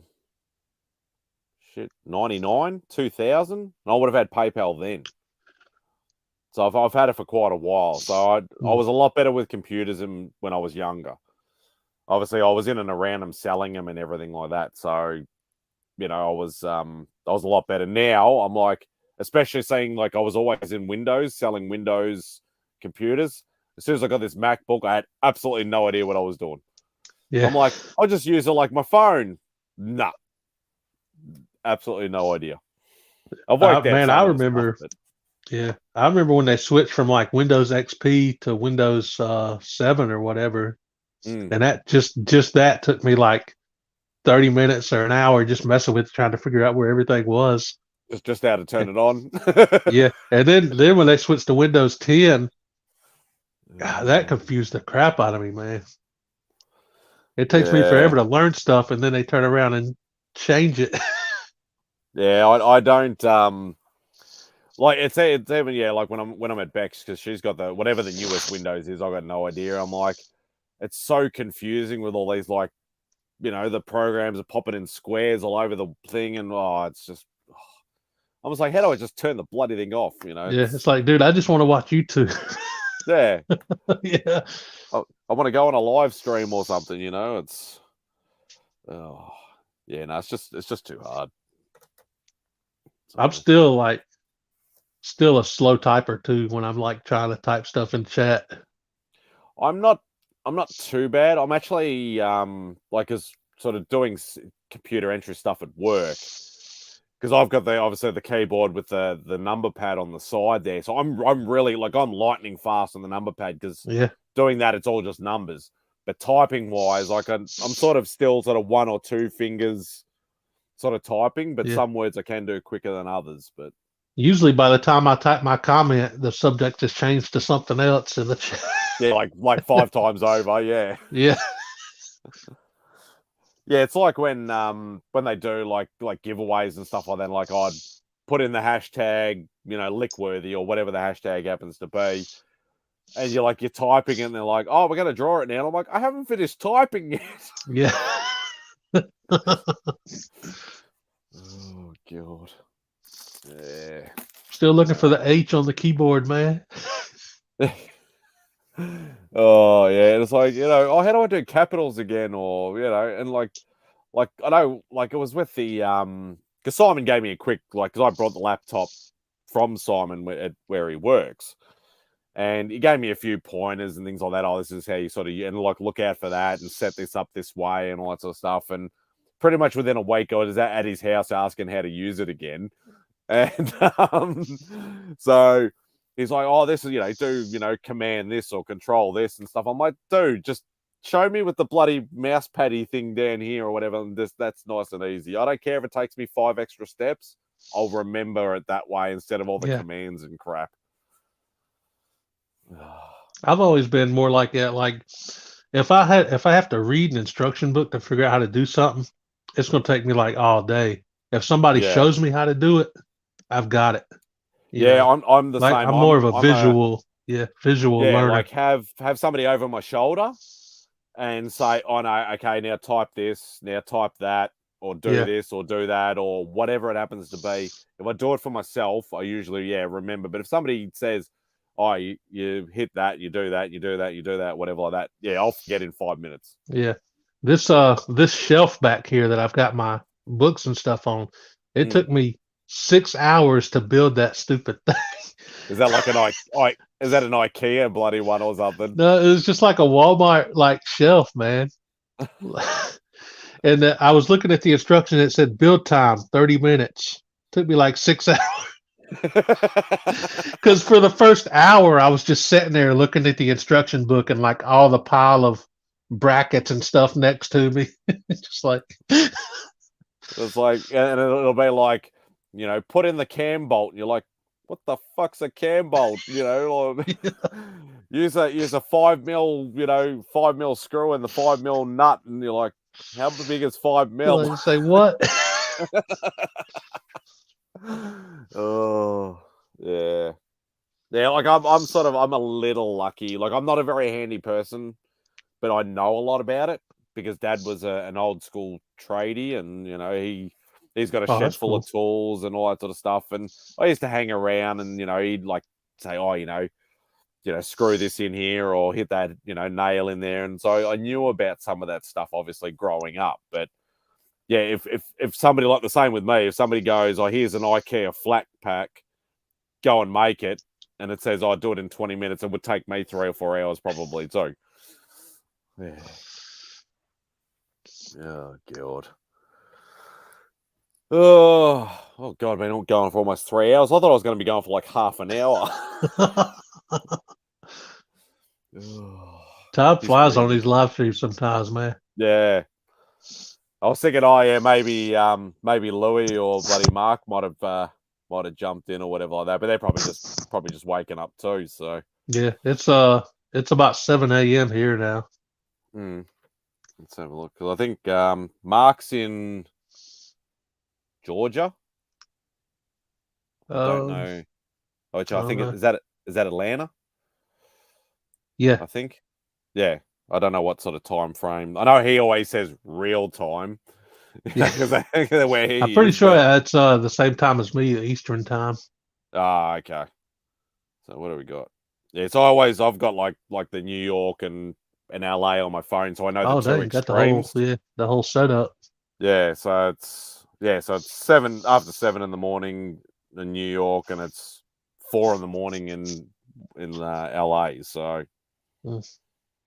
yeah, I put like London, I got like Italy, I got Brazil, I think Malaysia. Yeah, I've got a few from, especially with like when I was dealing with artists and stuff like that a lot. Oh, yeah. I'd be like, okay, now I know they would get up, or they'd email around the same time nearly every single day. So I'd be like, if I get up or set my alarm for that sort of time, I know I'd get a response pretty quick because they're always around that same sort of time. So Yeah, that's got to be hard working through time zones when you're ordering stuff like that. yeah, I'm all the way awake, brother. Awesome, mate. Awesome. As long as you've had your morning coffee. So What yeah, time is that's it for it's you right now, man? it's just after 10 o'clock, 10 p.m. Nighttime. on but Tuesday. Oh, actually, yeah, you guys will be on Tuesday now too. So Yeah, it's Tuesday yeah. morning. Oh, Augusta. Where am I going? Georgia. Or is that right? Am I still sort of half wrong, half right? Here in Augusta. Real time. Hashtag real time. There we go. Live stream my balls off. Yeah. Yeah, unfortunately I'm working the full days at the moment, so I can't stay up live streaming till like midnight or anything like that because I've got to get up at about 5:30 in the morning at the moment. So Man, that's usually about the time I fall asleep. yeah, we're like I actually slept last night though. I woke up at like 4:30 a.m. this morning. oh god. Yeah, so I'd be screwed. Like even like my normal time of getting up is usually about 6:30 a.m. Yeah. But as I said, because I'm working the whole day at the moment, so I've got to get up so I can open up the shop at the with the boss. So yeah, we open up at 7 a.m. So yeah, it's a pain in the ass at the moment because COVID has struck work, and one of our guys is out, so we're a bit short Yeah. staffed at the moment. So I'm 2.5 hours down the street from Atlanta. I don't know where anything is over there. It's like you guys don't know where most of the thing is over here. It's funny actually because another one of our YouTuber friends, Rob Fatstacks, he actually pulled up a map of the US one time, and he's like, okay, so Mark's over here, and I'm over here, and Louis is down here, and so and so's over here, and then he did the same with me. He pulled up a map of Australia, and like, okay, so Simon and Simon are down here, and Lee's up here, and so and so's over there, and as you said, it's more of a visual thing. So now I'm sort of going, okay, I can Yeah. sort of get a grasp of where sort of people are or how far apart they, even though if it's on a map, it gives you some sort of indication at least. It's crazy how big and spread out the community is, man. Oh, I can imagine. I just love that if I ever did win, like like Lotto or something like that, I would literally stay in the States because I think you have to. I think it's 3 months or 6 months before you actually have to apply for some sort of different visa or something. I think that's Oh the yeah. longest you can stay on a travel visa. I'd literally love to just go from like city to city, go from con to con, Oh yeah, that would be awesome. Even if it's the same stuff, just seeing new people, meeting new YouTubers, and making new contacts and all that sort of stuff. I just reckon that would be an absolute blast doing that. That's something I've never got to do that I've always wanted to, man. Just travel around to different cons and hang out with a bunch of YouTube friends and stuff. Because I've never actually met anybody in person. Yeah, and that's hard. Like obviously, like with me, with Simon and I, it's a different story because we knew each other when we were kids. So that's sort of a little bit different. But obviously, Sarah, if she can call herself a YouTuber, not that she's done much content lately. Yeah. And so Simon and I keep rubbing that in there, going, "Are you going to do some content and all that sort of stuff?" And but yeah, like we've never, like I know some of the other Aussie guys that have just started their channel in the last year or two as well. I don't know what their channel's called anymore because they keep changing the name. But it used to be AOC, Aussie Omnibus Collectors, and then it went to like Direct Market Variant, and I think it's what is it now? The Talking Pop Culture. I don't know. I can't keep up with it. But two of the guys on that I've known because they're in my art collecting group, and I've known them for about 10 or more years. So, and then they've just sort of started that. So, but like they're the only ones that I know that are actually YouTubers that I know in real life, sort of thing, I suppose you could say. But I've never met Lee because he's up in Brisbane. Yeah. I've never met Jamie. He's in Sydney. And there's obviously a few other Aussie ones that I've never met as well. So, but what the hell? Pedophiles are very happy now for your kids and family kids and the future kids to break. Okay. What?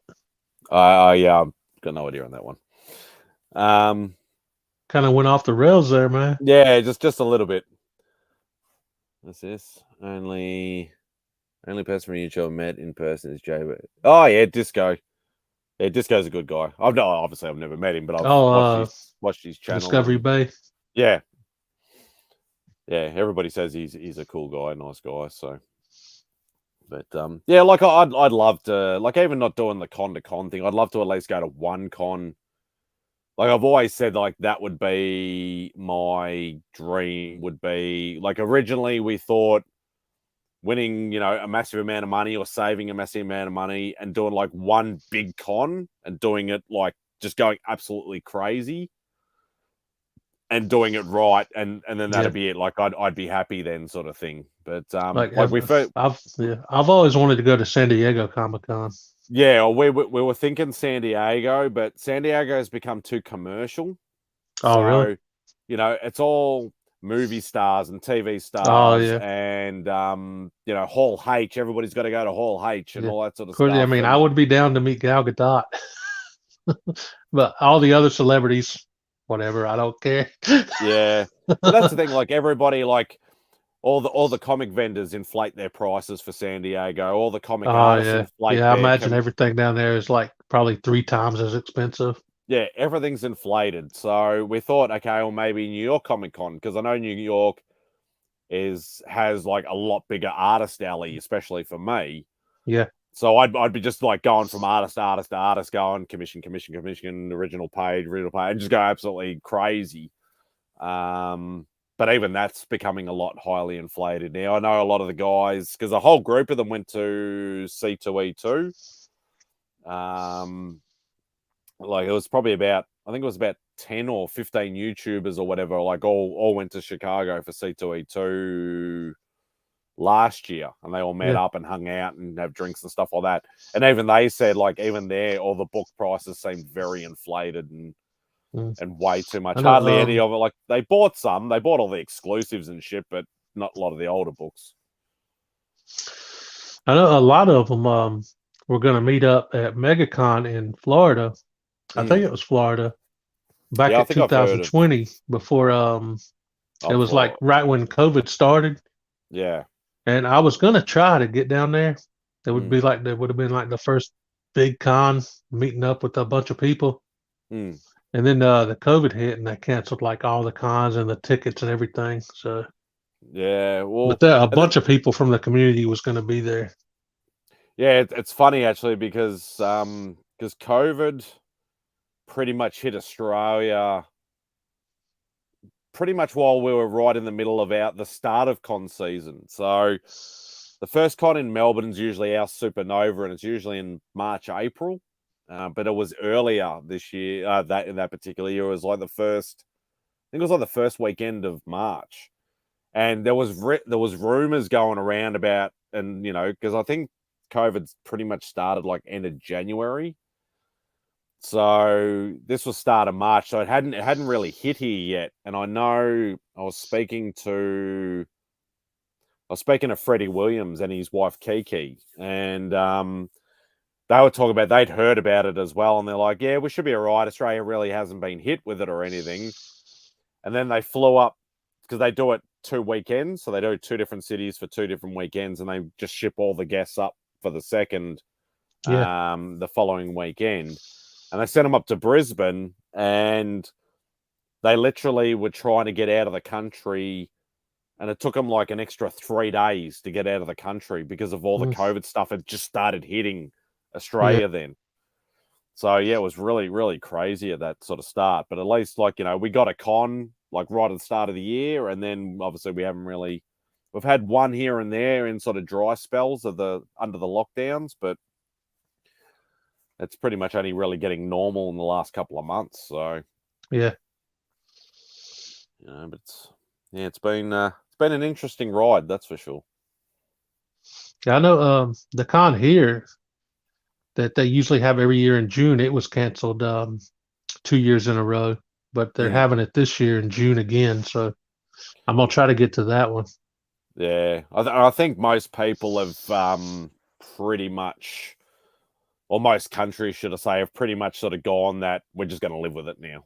We're not going to bother with lockdowns, and obviously you still got quarantines if you've got it, if you're like a close contact or whatever. But I think it's hopefully, fingers crossed, hopefully that it's pretty much over and done with now. With I think we're at the tail end of it. I know there is a new variant out, but it seems very, very mild from all aspects anyway. But yeah, he's hoping. What's this? What's he saying now? Biden just said Putin to New World Order, and he said he shouldn't be taken out. International threat. Yeah, I'm getting worried about this shit now. Yeah, crazy stuff going on. I'm worried about it anyway because it's just wrong. What's happening, but unfortunately, everybody's in the rock and the proverbial hard place because if anybody steps in, then it's like, well, do we start getting attacked or and stuff like that. And it's just kind of like you don't know how you want to help, but you don't want to help, sort of thing. Yeah, it's a bit scary, but I don't want to talk about that because it's just depressing. Yeah, I tend to avoid any like news at all. I don't watch it, man. Yeah, I'll still, if you let it consume you to the point to where you're just scared of everything, of what's going to happen tomorrow, you're going to live a miserable life, man. Just have fun and don't worry about tomorrow. And you're going to be one of those. Whatever happens is going to happen, You're going to be one of those bloody bomb shelter people on one of those stupid TV shows that have got like 20 years worth of canned goods and stuff like that, living in a bomb shelter under the ground. It's like me, man. I'm gonna keep living my life like normal, and whatever happens tomorrow happens tomorrow. If you live your whole life in fear, it's going to be a miserable life. Nah, Louis, I was thinking more of the fact of sending Chuck Norris to kill Putin. Just Chuck Norris with a BB gun. That's all you need. You don't even need a real Chuck Norris with a pencil or something. Yeah, a bit John Wick style. Oh god. Yeah, John Wick just needs a library book, man. Yeah, what did somebody say? Oh yeah, they sent in Chuck Norris or whatever like that. Like he would explode instead of the bombs or something stupid. Like there's got all those stupid memes. Oh yeah, the Chuck Norris memes are insane. Oh, I love that. I love those. They're absolutely hilarious. Oh god. Yeah. Yeah, I think I might call it. It's starting to get a bit late, and I need to get up early. Yeah, I gotta get some breakfast. Yeah, that might be a good idea too. I've got 30 years of canned goods. What was that show It's though? like, What was that called? I'm not prepared for anything, man. So if there's a zombie apocalypse tomorrow, I'll be one of the first ones to go. Yeah, was that like Doomsday Preppers or something like that? I think the show was called. I I think it was don't something know. like that. That sounds Yeah, it sounds was something familiar, like but I've never seen it. I don't think. I'm down for a quick, clean nuclear winter. Yeah. Like I keep waiting to like open my front door to go check the mailbox and see a zombie. Mm. Oh God. Well, I'll tell you what, Mark, if you can jump in and entertain so I can go and, go to the toilet and have a smoke and whatever like that, I'll be more than happy to keep going for maybe at least another hour. I've actually got to run, man. I was going to say, we'll see. We'll see if Mark doesn't jump in within a minute. I'll close down the stream. I'm putting it in the chat, mate. I'm going. Don't you dare flash anything at me, though.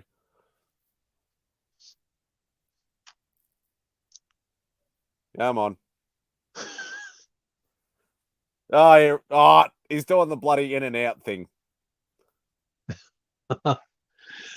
I've got to run, brother. All right, mate. All right, take it easy, Spidey. All right. Thanks, Apes, for us. How do you leave on a cell phone? Hang on, I'll remove all right, you. there's the button right there. You found I found it. Yeah. There, mate. I can see you waving. Can you only have one other person on at a time? Nah, Russ had to go. Oh, okay. So I'm like, I want to go for a smoke. Can you like hop on and entertain Russ for or entertain somebody for like a minute or two? I can entertain the masses as long as the masses are not more than 3 to 7 people at a time. Well, there's only 3 people. And perfect. All right, I'll be back in about 2 minutes. Take it easy, Russ, if you're catching the rewind. Good morning, Louie. Good morning, Flash Ray. Let's see who else is up in here. Good morning, Zone Flash 69. How are y'all this morning? That's what I'm saying, Flash. Nukes get launched out, it won't matter. Everyone won't know what hit them. Yeah, be pretty quick, except for the people that won't. I've seen the Book of Eli. There's a lot of survivors left that definitely will know what hit them. Be blind, roaming around, reading the Bible to strangers. Here we are now. Entertain us. Yeah. Pull a Maximus from Gladiator. Are you not entertained? Let's see, what setting is this camera on? I'm on lunch break now, smoking my cigarette. You work nights too, Flash Ray?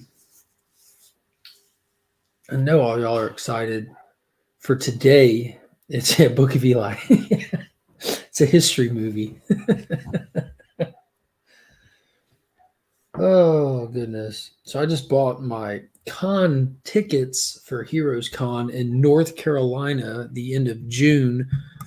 Me and Pops going to be heading up there. I know Spidey was talking about con season, and if he ever hit the lottery that he would like to burn a travel visa, hopping con to con.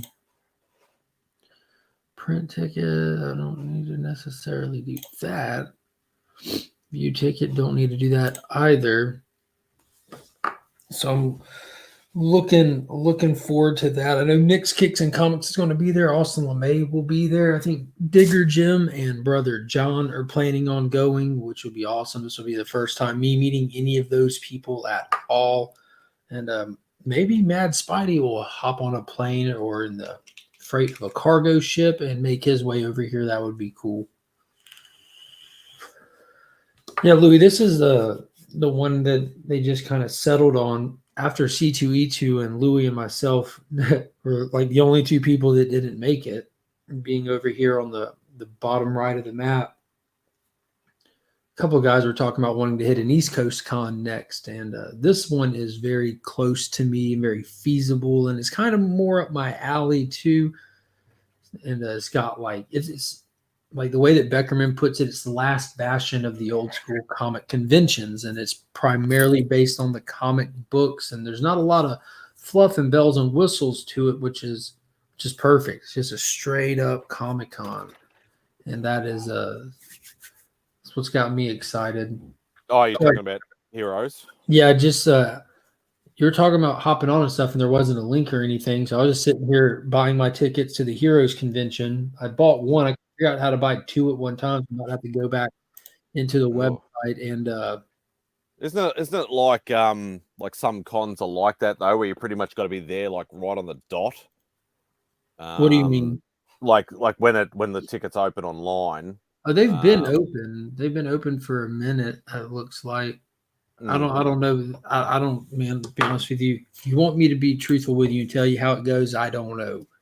I just know that I just hear stories of like, okay, it opens at like, 12 o'clock midday and everybody's just sitting there just refreshing, trying to get bloody tickets for certain cons. Yeah, I know that they were doing that, especially when they first started con season back up, because they were limiting the number of attendees, due to they're like, we have to take health and safety protocol measures. So we're going to limit the number of people. Then you see pictures and it doesn't look like anything's different. People are still riding piggyback and spitting in each other's open eyeballs or whatever you do that's not safe.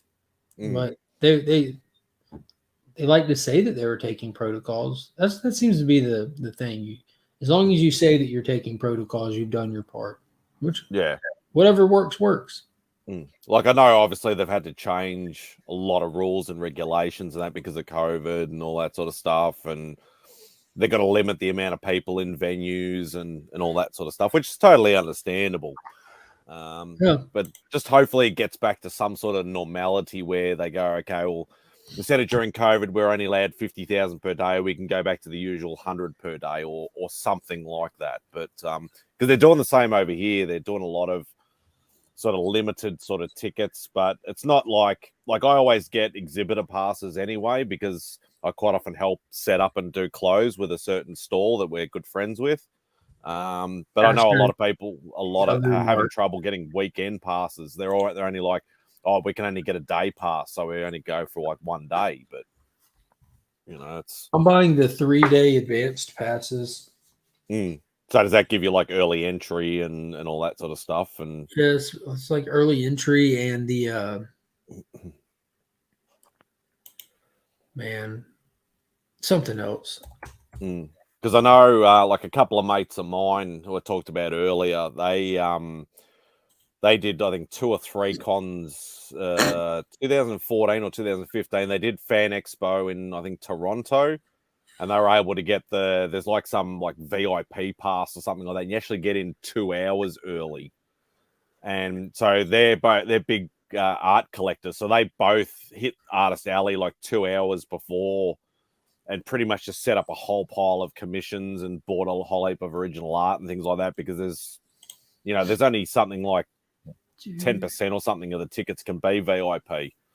So I reckon that'd be awesome, because you get so much done without all the crowds. But I don't know whether a lot of cons, I think it's only the big ones that will do that sort of stuff. The last time I went to one, we had the early access passes, and we found that, and it was only like, I think 20, 30 minutes early that you get in before everybody else. And we found even then a significant number of the vendors, the creators and all that, they were just getting there too, or they weren't even there yet. Yeah, I'd still love, I'd love to be able to come to the States one thing, but yeah, to do a con in the States would be absolutely awesome. What does that do? Buying the second ticket now for Pops.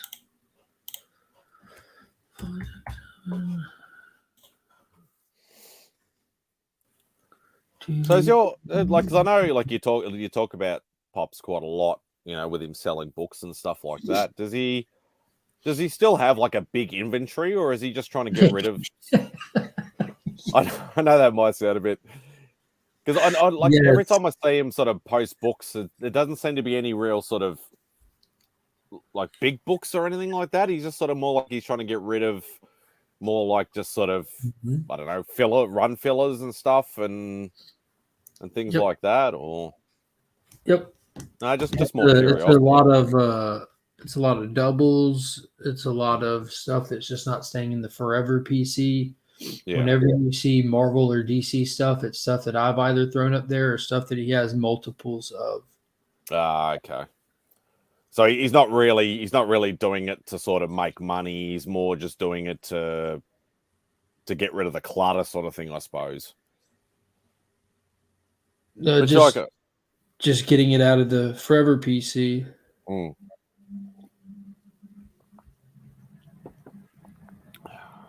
What's that? I have every single cover for Stray Dogs signed by Tony, please.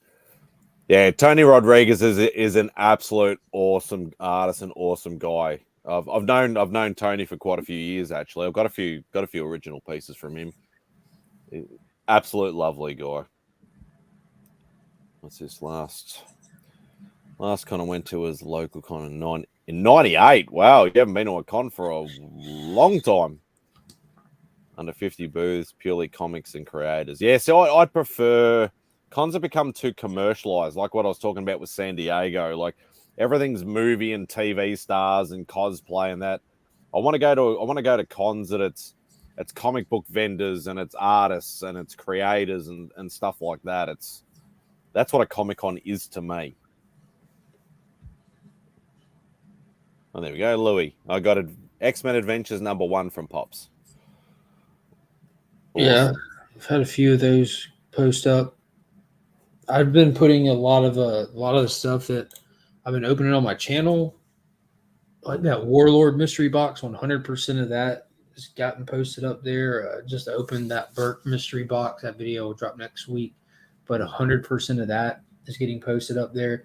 And when I open the Knicks, Kicks, and Comics box or mystery box, 100% of that will get posted on there. Buying them with zero intent when I purchased all three of those of keeping anything out of them. It was just purely to support the seller. Yeah, that's why I kept rubbing it into Nick saying, no, I can't buy one. It's US only.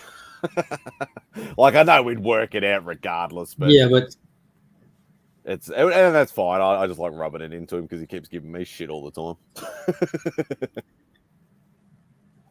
Awesome. I've got both of these tickets, people.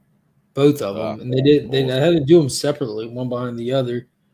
And they didn't send me two separate emails. They sent me an email when I did mine. This kind of stuff always freaks me out. Like this, how you and Russ were talking about, like having to work through stuff on your own that you've never done before. Like I have no confidence in doing it. And it's one of those things it always works out, because this website, this con is set up to make money. So they're not going to make it where somebody like me is not going to be able to give them money for a ticket.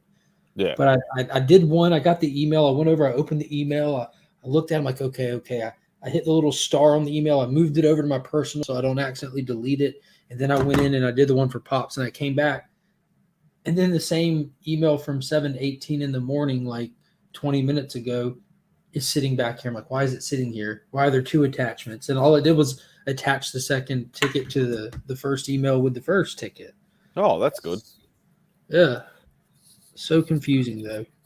Yeah, it does sound very confusing. Like I started getting nervous. Yeah,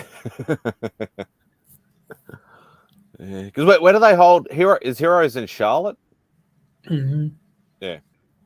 Yeah, because I've always been told by any Australian that's been over there that Heroes Con is a very good one for, like, if you want original art and things like that, because it's very creator sort of centric sort of con. Yeah, you should come. I'd love to. I can't even afford to go overseas, let alone go to a con. I don't know how people afford to do stuff like travel to con for con season. I don't. Well, that would be the ultimate fantasy for me. As I said to Russ, like 6 months. If I could get a travel visa for 6 months, just go over there with a bunch of money and just go nuts and just go from con to con to con. meeting people, buying books, buying art. I got to tell you, your ultimate fantasy bar is really low. Really low. All right. A very big, unobtainable dream then. Yeah.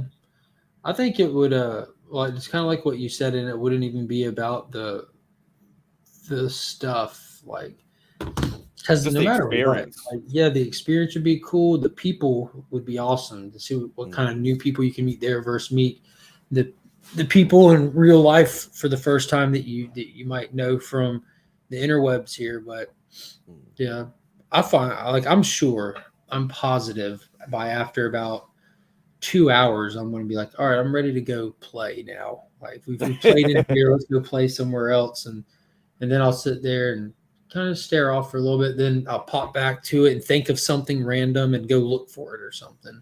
Yeah. I'm horrible about having an idea or a target, or I'm going to look for this the next time I'm out hunting, and completely forget. Until, like, I get reminded again, flipping through books or see something. Yeah, so mine's always, I have a limit, like a money limit. Like, I'll go in there and I'll go, okay, I've got $500 to spend, or I got $100 to spend, or whatever like that. I won't go in there looking for specific books. I'll just go in there, I'll do the rounds and just check all the booths, and then I'll pick like a booth or two booths or whatever it happens to be, and go, I'll spend my money here because I saw some stuff that I like. But I won't be going after a specific book. Like, it might only be run fillers. That's Like, what I kind of intend to do, just seeing what old Tales to Astonish I can find, because a lot of those are that pre-Marvel Atlas era, and they're the monster books.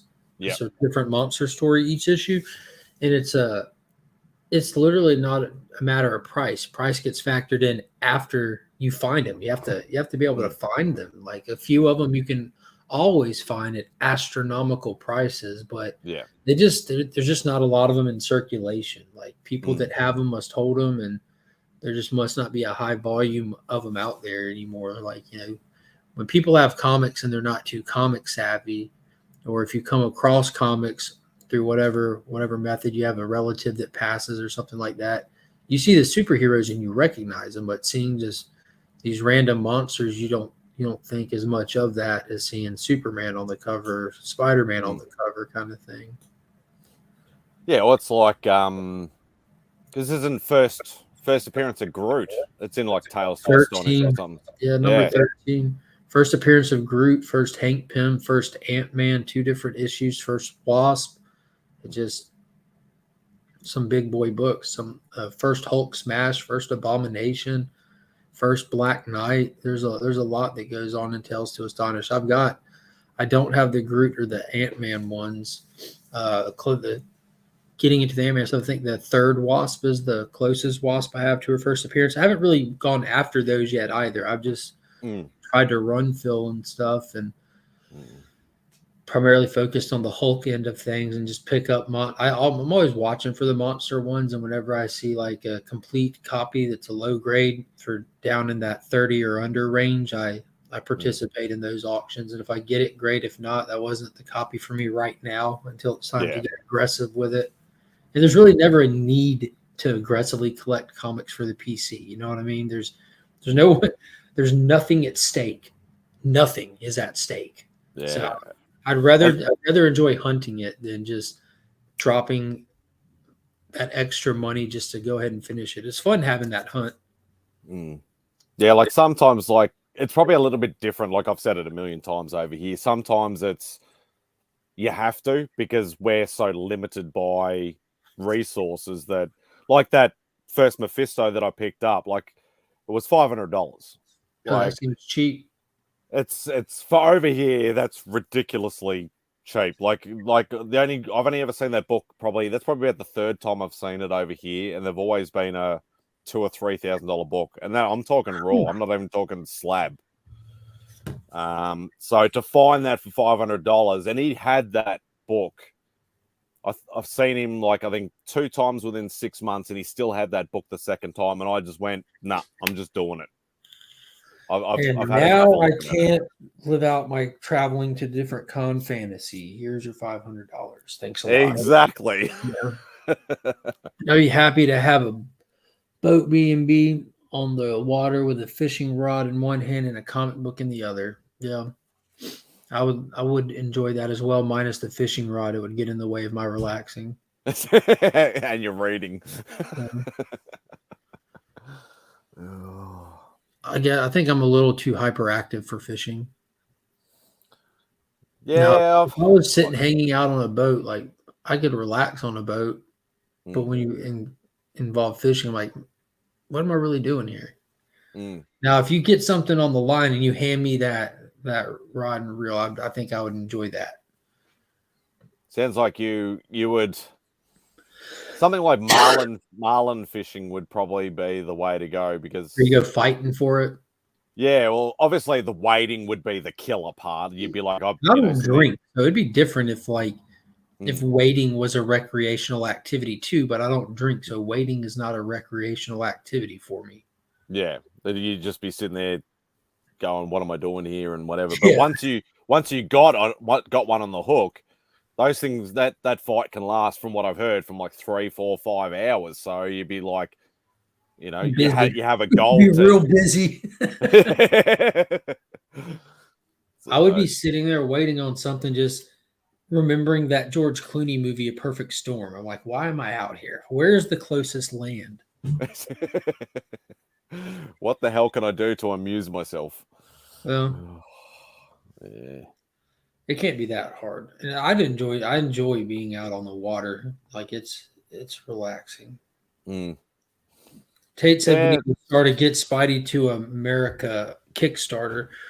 Another way that we can do that is have MadSpidey look into Stream Element before his next live stream and to set up an account. They have a tip feature on it where you just pin the comment in your live chat. So if somebody wants to super chat, they click that link. They can put a comment in, and then you can actually still read their comment and stuff. You know, it doesn't necessarily pop up on the screen, but you can read their comment and all that good stuff. Oh, okay. Yeah, I didn't. You have to go around the mandatory minimum stuff for YouTube. Yeah, that's always, and that's what's still like. I still feel sorry for Russ. Like, Russ has had a very long journey to get to 1,000. Like, as he said, it's taken him 3.5 years or something to get to 1,000. And, like, basically a journeyman sort of effort. And, he's still 2,000 hours away from getting monetized. So it's a long haul. Like, and I said the same thing about my channel. Yeah, like, he's gotta get some live streams rocking and rolling. Yeah, and like I said the same thing. Like, I try not to let the sub thing, worry me too much, and things like that. But it's still at the back of your mind. You're like, what am I doing wrong, or what haven't I done right yet to get, at least one sub in like 3 weeks, sort of thing. And so just stuff like that. And I can see why people give up easily, because it can be quite sort of disconcerting, I suppose. But at the end of the day, like, most of us are only doing it for fun. We're not doing it for monetary value and things like that. I definitely don't do it for monetary value. You can tell from my videos. Like, I don't tailor my videos or try to make content based on what performs at all. I just do what I enjoy. Yeah. And my personal view goal for a video is just triple digits. If I hit 100, yes, I just knocked that one out the park. But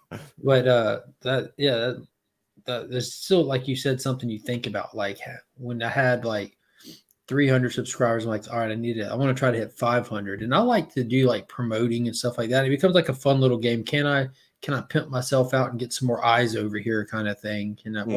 What can I do that's fun that'll bring some more people? And I don't know, it's fun. It's like whether that's like your goal because you're trying to feed yourself with it, or it's your goal just because it's your goal, like getting a certain comic book by a certain date. There's no stakes in it. There's nothing that you have to do, but you still want to try to hit that goal.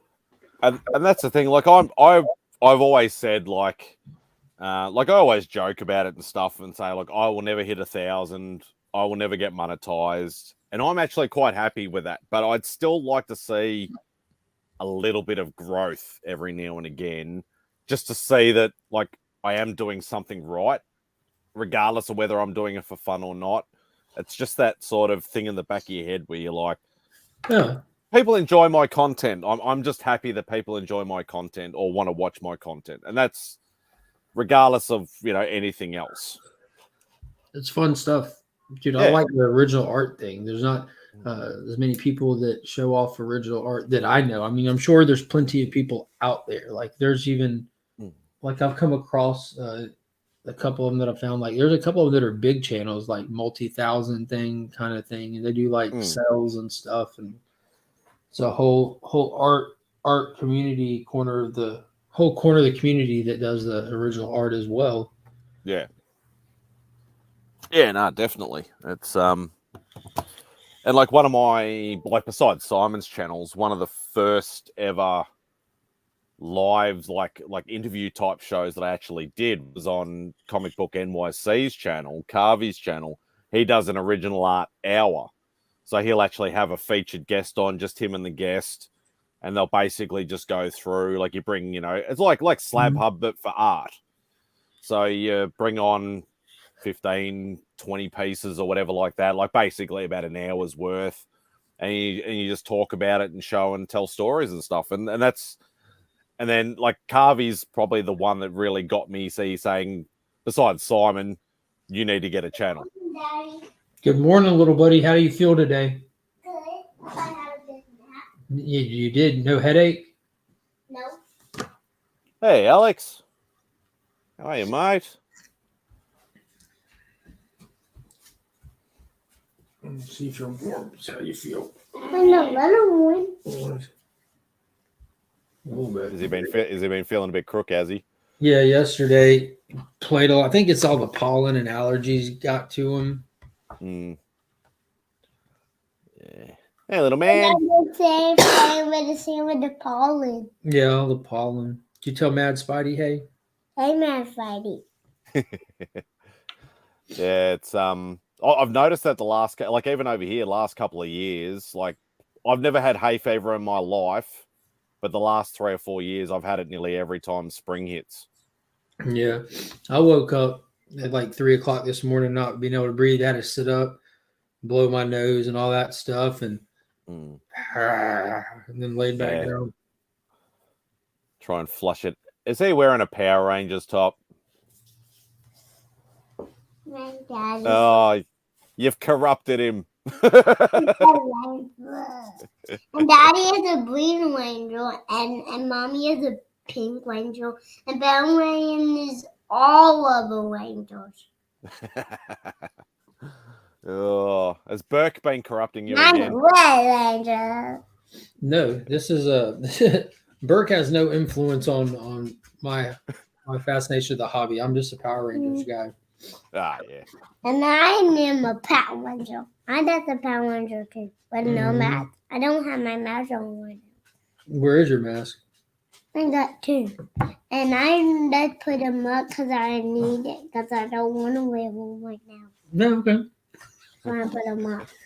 Well, it's good to have them put up when we're not wearing them. I put the blue one, I put a red one in the bright one, and I put a blue one in the blue basket. Well, that's good. I'm glad you know where they are. You want to hang out with me today and we'll go see Paul Donna? Yay, Paul Donna! And Betty can't come because Paul has an appointment. Yeah, she has an appointment. She's got her 2-year checkup. Hopefully they don't give her any shots. And they give me shots when I live in Montana. Kentucky's always saying, "Oh yeah, I'm here in Augusta, Georgia. It's like the pine tree pollen capital of the world down here. No. There's like different trees. Yeah, different. I think you have like oak trees that do different like pollen and all that. But it's the pine trees here that get us. And I've got like 20 something pine trees in my yard alone. Oh God. And I mean they're just everywhere. Like it's the primary tree here. They're just it's everywhere. And when the wind blows, like it looks like Like if he's in Kentucky with it, he can probably tell you too. Like when the wind blows, it looks like a waterfall coming off of a tree, just like the thick, dense yellow fog that comes at one time. Yeah, so the pine trees we had when we first moved in here all those years back, they were big, like 80, 100-foot bloody pine trees with the big massive trunks and that. And they used to line the fence line between us and the houses behind us. And it was just every time you have big winds, you think they're just going to come down and just collect this. Yeah, because if one of them came down, it would destroy the house here and then the one across the street because they were that big. I think ours are probably more like 50, 60-foot trees, just standard. I don't know that sounds huge, 100-foot. Oh, those things were ginormous. And like all the pine needles would just be everywhere. Or maybe go tell Google to turn it on. He done that. Okay, tell Google to turn it on.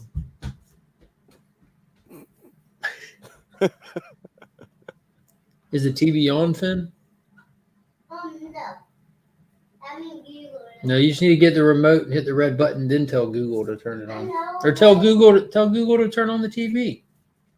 I know. Hey Google, turn on the big TV.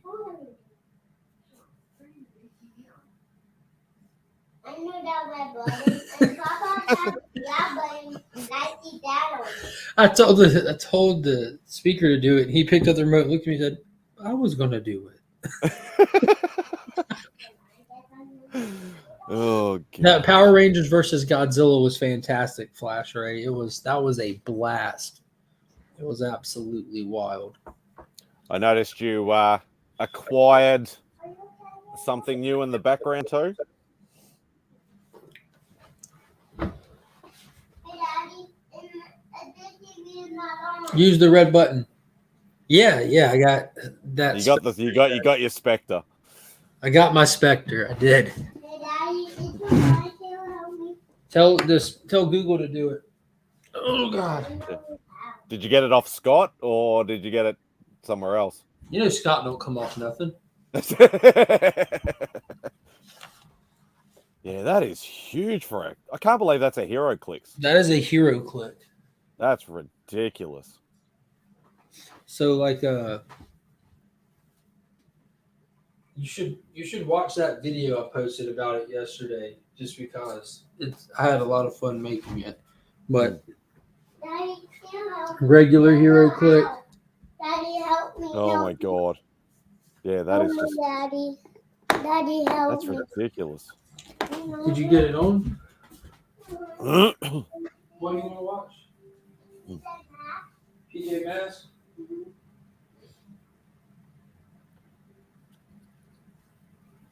Yeah, it's the biggest Hero Click that they've made in height. I think an old con exclusive of Galactus is the second tallest. Yeah, I was going to say the Galactus one, I think is pretty big. What do you want to watch, Finn? PJ Masks? Let's see if we can find it. So they've done two different Galactus. They've done one here recently that is significantly smaller. It's probably, I don't know, but this older convention exclusive one that they did is an inch shorter than this one. They've done a Fin Fang Foom, which is a big one, but in terms of just straight height, it's not as tall. And the biggest one ever is not a Hero Clicks, but a Horror Clicks. Thanks, Tate. Appreciate it, mate. They've done horror ones. They've got sports clicks, where you can actually play sports games. But the Cthulhu is the overall all around biggest click. But this is the biggest Hero Click. That's like as big as some of my Bowen statues. Yeah, this is a stat. It's just straight up statue, and it's solid. It's not like those what is it? The gallery diorama statues. Oh yeah, the ones done by Diamond Select. Yeah. Yeah. This is way more heavy duty than those. I've got like 6 or 7 of those gallery diorama ones, and this thing's like 3 times as heavy. It's like it's thick. It's solid feeling. Is it like polystone or is it actually plastic? It feels like it has to be plastic, but I don't know what polystone is, to be honest with you. Oh, that's usually what they make the a lot of the statues out of, but it depending on the grade of it, because there's so many. Because some are hollow, but some are solid. So as you see, that fire energy is just souls coming up. Yeah, yeah, that's a crazy amount of detail for a hero click. Bloody hell! And then there's the base with all the dials and stuff on it. It's That is pretty just nuts. nuts. Like you think, like it, you sort of think, why the hell would they make one so big when they're all like tiny? But Well, the Spectre gets big. They've done a Dr. Manhattan one also to represent when he's in big form from Watchmen. But the Spectre, it's like you have your standard rule games where you play against an opposing character, but with the Spectre, he goes into the middle of the game board, and it's a scenario that you run where you try to take him out, or you and multiple different players, like a boss mode. Yeah, can all try to rush him and take him out, where you can attack the other players if you choose to try to stop them from being the one that takes him out, so that you get the W. But it's cool. It's cool. Yeah, no, that is awesome. And of course, I got it posted up here with my Austin LeMay original drawing of the Spectre.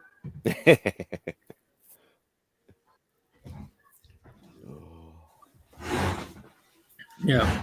Yeah, I need to try and I need to start doing some more of my Bowen statue ones as well. As I said, I need to pull out those bloody original Ghost Rider ones because I love those things. Yeah, I'd like to see those. I think someone told me to check out Jim Mint's Ghost Rider statue that he just reacquired. Oh, okay. I think he bought the XM Studios one, I think, which is apparently like really, really heavy. Like it's really heavy. Is that the Danny? I think it's the Danny Ketch Ghost Rider, if I'm not mistaken. Yeah, the XM one is the Danny Ketch one. Yeah. No. I think I might. Oh, it's like Danny Ketch, like outfit, but like Johnny Blaze bike. Huh. Just kind of the modern Johnny Blaze with like the jacket. I think so. I'm pulling up the old Instagrams because I'm super curious now. I know that hey Brian, Jim Mint did a more recent Ghost Rider statue, and it was Carter Slade. You know, the Western Ghost Rider came with the horse and all that gooey goodness. Okay, so no, it's not Danny Ketch at all. So it looks like Danny Ketch, like you said, but on the older bike. So it's just straight up, Johnny Blaze. Yeah, I think that's the XM statues, which XM Studios, which is out of Singapore. Which is gorgeous statue, really. Oh is. Yeah, there's actually a picture that was going around online a couple of years ago where somebody bought. If it's the same statue, somebody bought one of those, put it in one of the big glass cabinets. They had a tremor. It broke the shelf and destroyed all the statues underneath it. And all the statues were just all smashed on the ground. Dude, that is frightening. Yeah. Like, it was just total, no pun, no nothing, just total carnage.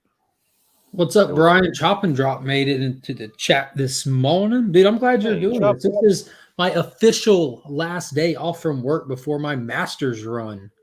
This is it. So what is this Masters you're talking about? Is it like a golf tournament or something? It's the literal Super Bowl for golf. Like you've got like the World Series for baseball, you got the Super Bowl for football, you got Stanley's Cup for hockey, you have the Masters for golf. It's not even a PGA is the name of the professional golf circuit or whatever, like NFL, MLB. You got PGA. It's not even a PGA tournament. It's been going on for forever. And the Augusta National is the name of the golf course. That's like the most world-renowned golf course, the most exclusive elite golf course there is on the entire planet. And this private club, the Augusta National, like all golf clubs are private clubs, you have to be a member. They put on an annual tournament, and it's not a joke. Like the celebrities involved, the money that comes in that's involved. I mean, this is like very elitist stuff, you know, like it's crazy. So the biggest thing that happens in golf isn't even associated with professional golf. It's invitation only, of course. You know, the majority, if not all of the players are PGA players. That's just where you find the top tier golf people or whatever. But so how does this affect like the town and your work schedule and everything like that? It's just what, so you... because it's a golf tournament, it's not a 1 day off thing. It's not a game you go to. It's a 3-day tournament with 3 days of practice rounds and small events associated with it as well. It lasts for a week. So I'll come Friday. Friday is when it kicks off. You know, I'll be working on my off day Friday, but here in town, part of what it is when people come to town, these people don't like to stay at these hotels. They rent houses. Before Airbnb was a thing or anything like that, people have to get cleaning crews and come and move a lot of their stuff out of their house and leave it prepped a certain way. And people rent their houses out. And those people that leave Augusta to rent their houses out to thousands and thousands of people, they leave their dogs places at all these kennels, you know. And so we, for the most part, we deal with renters. Now, I'm the closest kennel to the Augusta National. I'm about, I don't know, like a 1/10 of a mile down the road at best, you know, not far at all. So a lot of these people who travel into town for the tournament with their purse dogs, they'll be coming to me, dropping them off at me on their way into the tournament that day and coming out. But the primary is the people that are renting their houses out, as well as where everybody else in college and schools had their spring break last week and everything, that week off. We have ours lined up with the National. Okay. North Augusta, like the surrounding towns right here, we align our spring break with the tournament. So, and a lot of locals will work the tournament. There's countless gigs. My wife works at a place called T-Bones, which is the official, unofficial steakhouse of the Augusta Nationals. Like she waited on the number 4 golfer in the entire world last night. He came where he just rode in the town. There's a small airstrip. This isn't like a big airport. It's a private airstrip right up the street from me that I pass all the time. Like giant, illustrious jets start flying in and they park, and a lot of locals will take their kids and sit in the plaza across the street with their fold-out chairs, and you can just go sit there like you're fishing. Just sit there, and before you know it, you catch one, and it comes in like right over your head and stuff, and it's just a lot associated with it. It's really, so it's pretty much so the town gets turned from normal to crazy within. Turn up. Now back when I was a kid, you couldn't even leave the house because traffic was blocked up everywhere. But now the Augusta National is just constantly buying more and more real estate next to the actual golf tournament because it's right on our main strip. You wouldn't know it if you don't know it because it's completely surrounded by trees and blocked off and stuff. But so all the surrounding stuff, you'd have people parking in, people walking up the sides of the streets from miles to get there because they couldn't park close. So they bought up a lot of stuff. They bought entire streets and bought all the houses out of neighborhoods and moved the owners and leveled the houses and turned it into parking areas and recut roads. And they've got money, dude. It is. I can imagine. It is insane. Oh. Yeah, see, you don't hear about that sort of stuff over here. Well, in all fairness, unless you're into golf or semi-local to the area, you don't hear it over here either.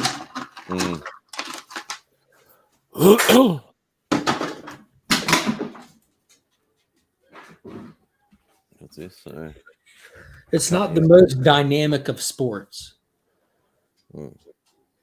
No, I've never played a game of golf in my life.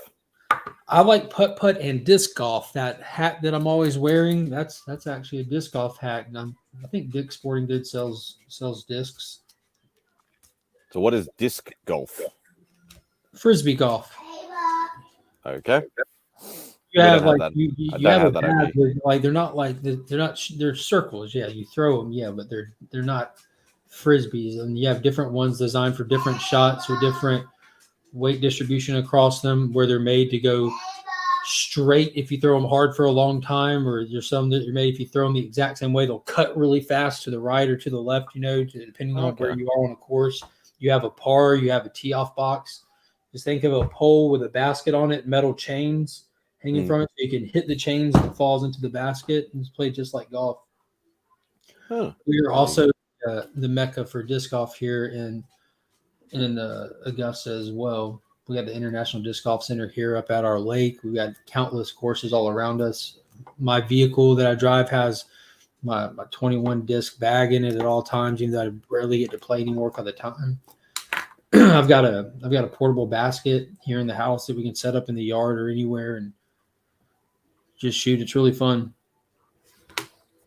Yeah, I wouldn't mind playing a game of golf maybe one day. Like I've hit a ball like on a golfing range maybe once or twice, but that's been about it. It just seems a bit boring to me. But I'd probably be too busy trying to whack it as far as I could, like most people that have no idea what they're doing. Yeah. I like putt-putt because I can golf and then get in a bumper boat without ever getting back in my car to travel anywhere. That's satisfaction. Yeah, we just call it mini golf. Putt-putt is the name of the place that you go mini golfing at. Yeah. Here. And I think it's a bigger company for mini golf, amusement park stuff. But even when we had other little theme parks, amusement parks, whatever you want to call them, pop up, they're not like roller coasters or nothing there, but they pop up and they have little miniature golf courses. But us being local and have grown up here, we're like, let's go to Adventure Crossing and play putt-putt. Like it's like saying let's go to that restaurant and have a Coke, and all they sell are Pepsi products. You still call it Coke. Yeah. Because what you're growing up not an with, activity, sort of. It's a place, but that's just slang for mini golf. We went a couple of weeks ago. Finn had a birthday party to attend. We had fun. We did the bumper boats, the laser tag. Oh yeah, I saw all the pictures of those on IG and stuff. Yeah, that looked like a heap. Monkey's sitting there like Kyle had to wear the vest for Monkey because she was little and had to wear it for Finn. And Monkey's sitting there holding the gun with her little passy in the black lights. She's looking thug with a glow in the dark passy in. It was so funny. Looks like a hell of a lot of fun though. So yeah, it is, man. It was a good time. I miss all that stuff. So I'm about to let you get to the day, and I'm about to go get a shower and start getting to my day. I've got to make sure I got everything ready. I got to go hit the post office and send off. I sold my first pop. There you go. It was a SheHulk pop. So now I just have to sell all the rest of them. You're not keeping any. I know you're not a pop guy, are you? You don't like them at all. See, I look at them like these are cool, but I'm like, I'd rather have the money at this point. I just want them out. If I can get all the pops out, I can put other stuff up where they stand that I'd rather look at. So they get me with the themes, They got these cool themes to them. Yeah, and it's like anything. It can become an addiction as well. You're trying to get all the variants and the rare ones and the con exclusives and all that sort of stuff, and it's. I got all these Superman ones, like from Batman v Superman and Man of Steel. I'm like, I don't want to get rid of those, but I'm going to. They just sit in there. They're on the shelf on display, but I got like statues and vintage figures, and like I got plenty of other stuff that's not getting proper shelf time. And also, if I get rid of them, I can put it toward that Brave and the Bold 28. You'll get it eventually. Yeah. I'm kind of rolling around the idea of a restored copy as well because it presents better and the price is down. I might intentionally shop for a restored copy. I've been watching a lot of Jerry the Jitterbug, and there's like mad respect goes into what they're doing to conserve. Oh hell yeah, Jerry's an awesome dude. He does a lot of great work. Yeah. And it's not a copy that he has, but just restored and conserved in general. It's not like I know that a lot of people might think, oh, they didn't play with the book in a negative way. They just try to improve it. They saved a dying book, and like I'm not even talking about a higher grade restored one. I'm still talking low grade restored, where you take a book that's low grade and barely presentable, and you turn it into something you can look at and be proud. Yeah. So you're obviously going to be going for you're going for a CG, or not a CGC, but a slabbed version, or you're going for a raw slabbed version? Slabbed version. So you're looking at something around sort of a 2 or a 3 at the most. Anything between anything but complete to 3, pretty much. Mm. As long as it's complete. And Yeah. I don't want it coverless, or I don't want it I want to be able to look at it and just the first thing you see is the cover, not the flaws on the cover. I don't want it that bad. You know what I mean? Yeah. But would they even grade it at a 2 or a 3 if it wasn't complete? Yeah, but you get different stuff on the label. It'd be green, missing ad page, does not affect story stuff like. Okay. I don't want an ad page missing even. Yeah, so I don't know enough about slabbing to know what all the labels do. Yeah, that kind of what gets me when people they're like complete missing ad page. It doesn't affect the story, dude. That slab that it's in affects the story. I'm not worried about anything affecting the story. I want the complete book. It's not about the story at this point. It's a slabbed comic. Yeah, so I'm still trying to work out what the hell I'm gonna. Got the facsimile for the story purposes. Facsimile. Yeah, so I'm still trying to work out what to do with that. Oh, the first John Romita Jr. work on comics not credited. Yeah, it just says first Prowler instead. But yeah, I don't know. Maybe giveaway. Maybe who created the Prowler, MadSpidey? Who created the Prowler? I'll read it and cheat because my brain is fried. It won't tell you the full story. No, it doesn't actually. It just says John Buscema and Jim Mooney art. Who did the cover? John Romita Jr. as a kid came up with that character that his dad put into the comic. Oh, there you go. It's still cool. I still need to look at my. It's even cooler now. It's even way cooler now. I'm a JR fan. That's awesome. He's going to be at HeroCon. I'm excited for that. Yeah, I know. Is Nick's going, isn't he? Or somebody's going. I think Nick. Yes, he is. Because he was trying to get some more headshots and stuff. So I'm excited to meet Nick. Yeah, I need to. I need to get some JR bloody art, but I can't afford it. Can't afford it. I need to do something with that too. What is that? Halo? Nice. Halo. But you can see there's a big. That's how I got it so cheap because it's a big bloody crack. Yeah, it doesn't affect anything though. It's still a slab. No, it doesn't worry me. I bought it because the price of the book. Oh, you don't keep anything in slabs though. Oh yeah. No, that's what I'm saying. Like this, I'm thinking about cracking it on a video, but I'm trying to work out how to do the angles because when I did it with Simon, he had like a tripod with a handy cam and stuff like that, and blah blah blah. Oh, so he could do that. What camera are you using right now? I'm on a laptop at the moment. Is it the laptop cam? Yeah. Okay. Well, like obviously, like I've got a phone and I've got a tripod with the light ring on it, but the actual camera mount on it doesn't tilt. It's just straight on. So you'd have to just take a book and then take the tripod and set one of the legs of the tripod on the book. Yeah, I was thinking about maybe just getting one of those sort of small desk sort of ones or something like that. So they make stuff like this super cheap. This one's for my little cam. Like I got a little Logitech cam and it just screws into the bottom of the Logitech cam, but it's got like a clamp and I like all the above shots. I just clip it to like the back of the chair and then you move it. This is like a $10 item and they make them that instead of the ends being like this, they grab phones, Yeah. Move it wherever you want. Yeah, I'd be able to. Simon would probably have something like that at one of his work because he's got sort of gadgets and all like that. Well, if you can get Simon to meet up with you, you don't even need him to bring anything because he can just hold it with his hand for you. Yeah, and that too. Yeah. There's the other thing. Speaking of marks, I don't know whether you saw. You wouldn't have seen this because it was really early on in the stream. When I finally went around to pick up my big ass pile of books, which I was only able to afford like one half of them. He gave me this for my birthday. Oh, dope. Barry Windsor Smith's Monsters. Yeah. So the book that apparently took him about 15 years to make.